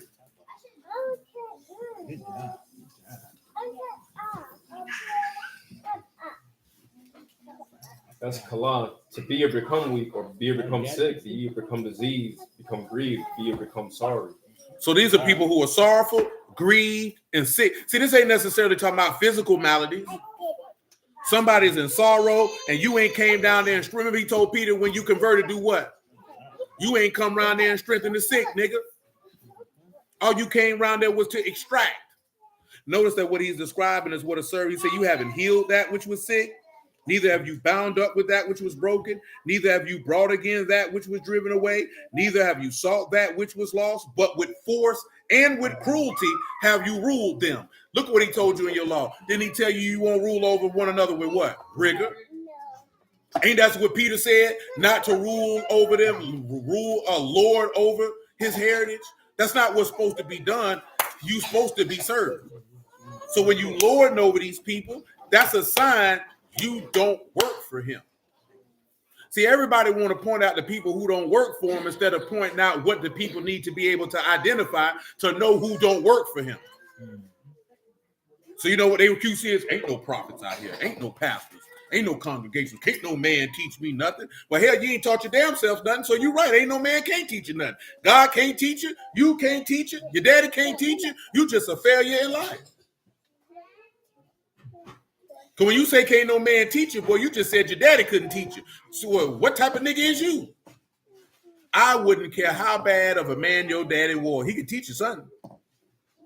He could have taught you what not to do based off of his behavior, but he taught you something. Any man that said another man can't teach him something is less than a man, because any man worth his salt in life will always know that there is a man wiser, smarter, and greater than him in certain areas of life, and he will gravitate towards that man to be able to latch on to the wisdom, knowledge, and understanding that that man has so he can become a better man and take that information back to the people he fooled with.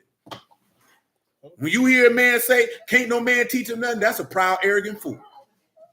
You know what I'm talking about? And I ain't talking about just with no word, man. You can't never walk around here and act like can't nobody teach you nothing. You's a damn fool in the literal sense. You say maybe that's why it's common to see hospitals link up with religious organizations.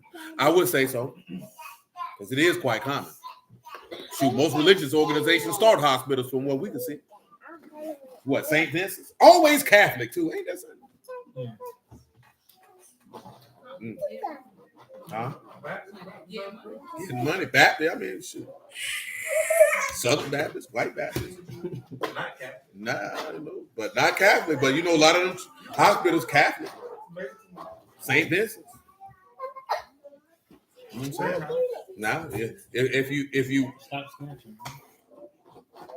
hey man, ain't nothing wrong with it, Mr. Hush. We can all learn from each other. Say, is it Jewish hospitals? That might be up north. St. Jude's is Catholic. Yeah, more up north because you got Mount Sinai in L.A. Yeah, I know about that. Now I think they turned it not Mount Cedar Sinai. I I think it is. That don't Sinai is a strong giveaway.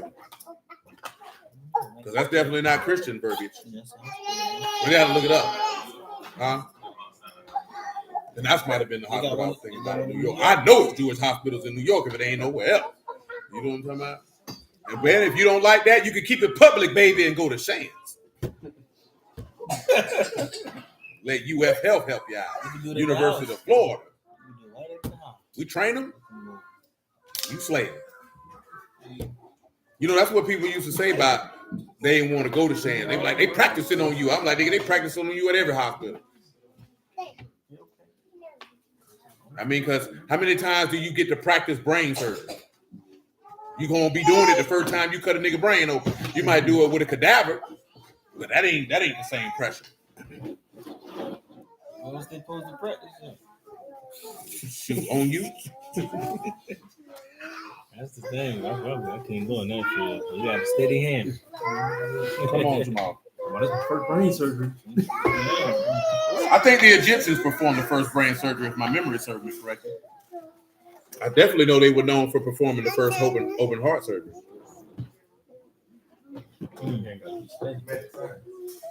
Huh? Verse 5, he said, and they were scattered because no shepherd, and they became meat to all the beasts of the field when they were scattered. My sheep wandered the mountains upon every high hill. My flock was scattered upon all the face of the earth, and none did search or seek. Therefore, you shepherds, hear the word of Yahuwah. I live, saith Yahuwah Elohim, surely because my flock became a prey, and my flock became meat to every beast of the field, because no shepherd, neither did my shepherds search for my flock, but the shepherds fed themselves and fed not the flock. Therefore, O shepherds, hear the word of Yahuwah. Thus saith Yahuwah Elohim, behold, I am against the shepherds, and I will require my flock at their hand, and I will cause them to cease from feeding the flock. Neither shall the shepherds feed themselves anymore, for I will deliver my flock from their mouth, that they may not be meat for them. We'll end in Ezekiel 13:1. Jamal. You trying to make his presence known. Because Ezekiel 34 is a long chapter. We ain't gonna get all that. And the word of Yahuwah came unto me, saying, Son of man, prophesy against the prophets of Yasharal that prophesy, and say you unto them that prophesy out of their own hearts, hear ye the word of Yahuwah. Thus saith Yahuwah Elohim, go unto the foolish prophets that follow their own spirit. That follow their own what? Their own spirit. And ain't seen nothing. What else? Oh, Yasharal, your now, prophets. of course, he's talking about prophets. This is a different facilitation. These shepherds were supposed to be having oversight over the people and chose not to facilitate that job. Continue. Oh, Yasharal, your prophets are like the foxes in the deserts. You have not gone up into the gaps, neither made up the hedge for the house of Yasharal to stand in the battle in the day of Yahuwah. They have seen vanity and lying divination, saying, Yahuwah saith, and the Lord hath not sent them. He ain't son. And they have made to hope that they would confirm the word. Made have him you hope. not seen a vain vision? And have you not spoken a lying divination? Whereas you say, Yahuwah saith, and Yahuwah has not spoken. Therefore, thus saith Yahuwah Elohim, because you have spoken vanity and seen lies. Therefore, behold, I am against you, saith Yahuwah Elohim. Notice that he said how he against the false prophets and he against the false shepherds. He against both of them. Now, with that being said, that'll probably lead us to discuss, because I seen a dude post this the other day. I'm not making this up. Because he be posting about polygyny all day, every day. He talking about you monogamous niggas hate on niggas who polygamous. I'm like, I don't think anybody cares. You know what I'm saying? But he was like, you dudes preach monogamy because you want titles like bishop and shepherd. I said, well, these niggas wicked as hell. That's his justification? That was his, because a lot of dudes don't like that Timothy letter because it restricts them if they want multiple wives, because it says the bishop must be the husband of one wife. So then that's when, you know what they try to say? At least one wife. That's not what it says. He's stretching it. He really stretching it. That's not what it says. And we can go into it more depth for those who don't know, because we done went through it before. The reason why that letter says the bishop must have one wife is because the chief bishop only has one wife. The original shepherd only had one wife, and that's Adam. He only had one wife. The second Adam only has one wife. So when you sit back and you look at the qualifications of a pastor / shepherd / bishop / elder, is forth is that the reason for that, hey, my fat baby, is because the Lord only has one wife. So anybody who is going to operate in a job that is for him, because remember he said to make it, remember we read in number 27, so they would not be sheep without a what? A shepherd. He ordained that shepherd would have one wife. You don't have to agree with it. You don't have to like it. But you can't be over no congregation. That's why they don't want to be bishops and pastors. That's why they want to be, oh, I'm chief priest. I'm high priest. I'm moray such and such. I'm elder such. That's why they don't want that title, because they know they don't qualify. Now, they'll call themselves apostles and all this, and captains and generals.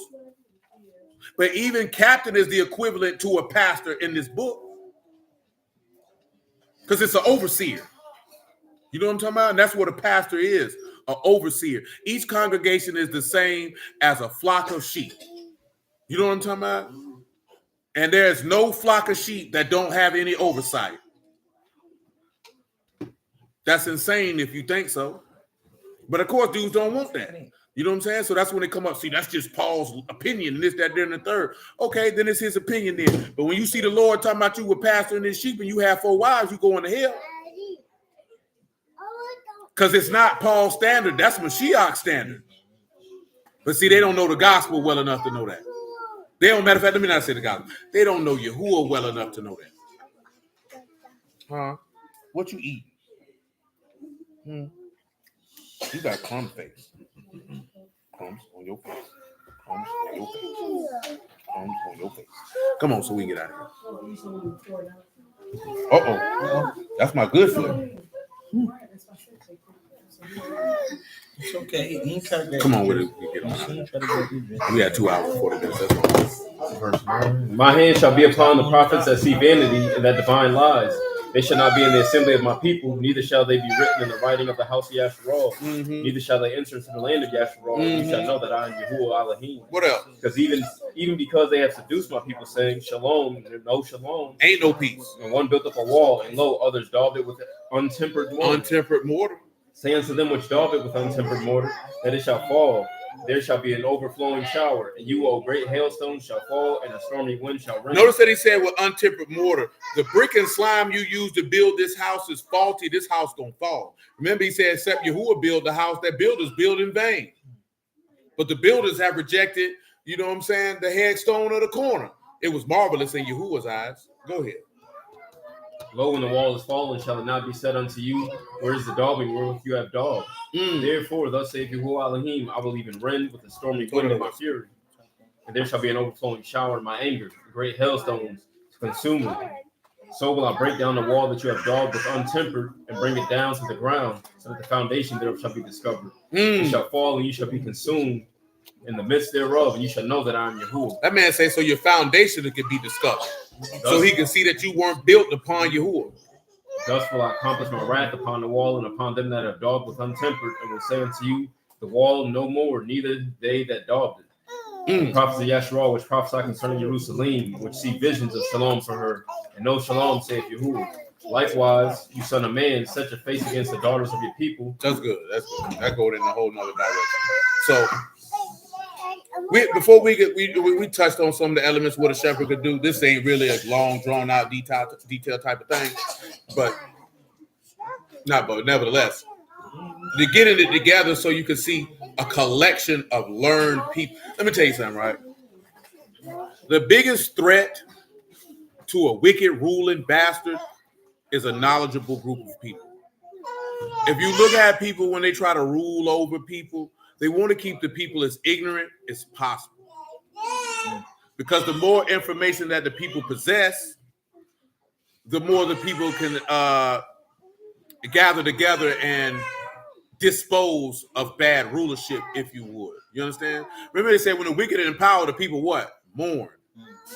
You know what I'm talking about? Now I'm saying this seriously though. When you look at what the apostles did, what the Lord did, remember we read it earlier. What did Paul say is one thing that them people would never be able to say that he didn't do?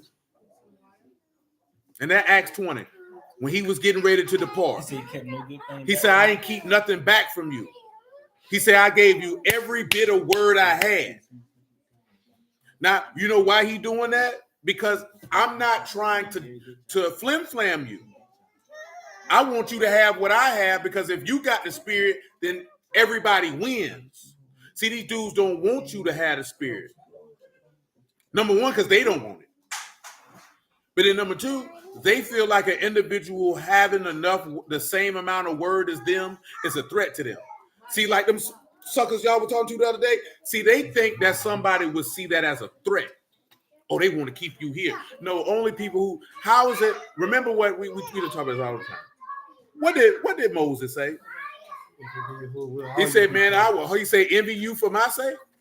I will hope to God that all Yahuwah's people would be proud, because that's not taking nothing from me. Remember what we read the other day in Proverbs 18 and 16, what it said?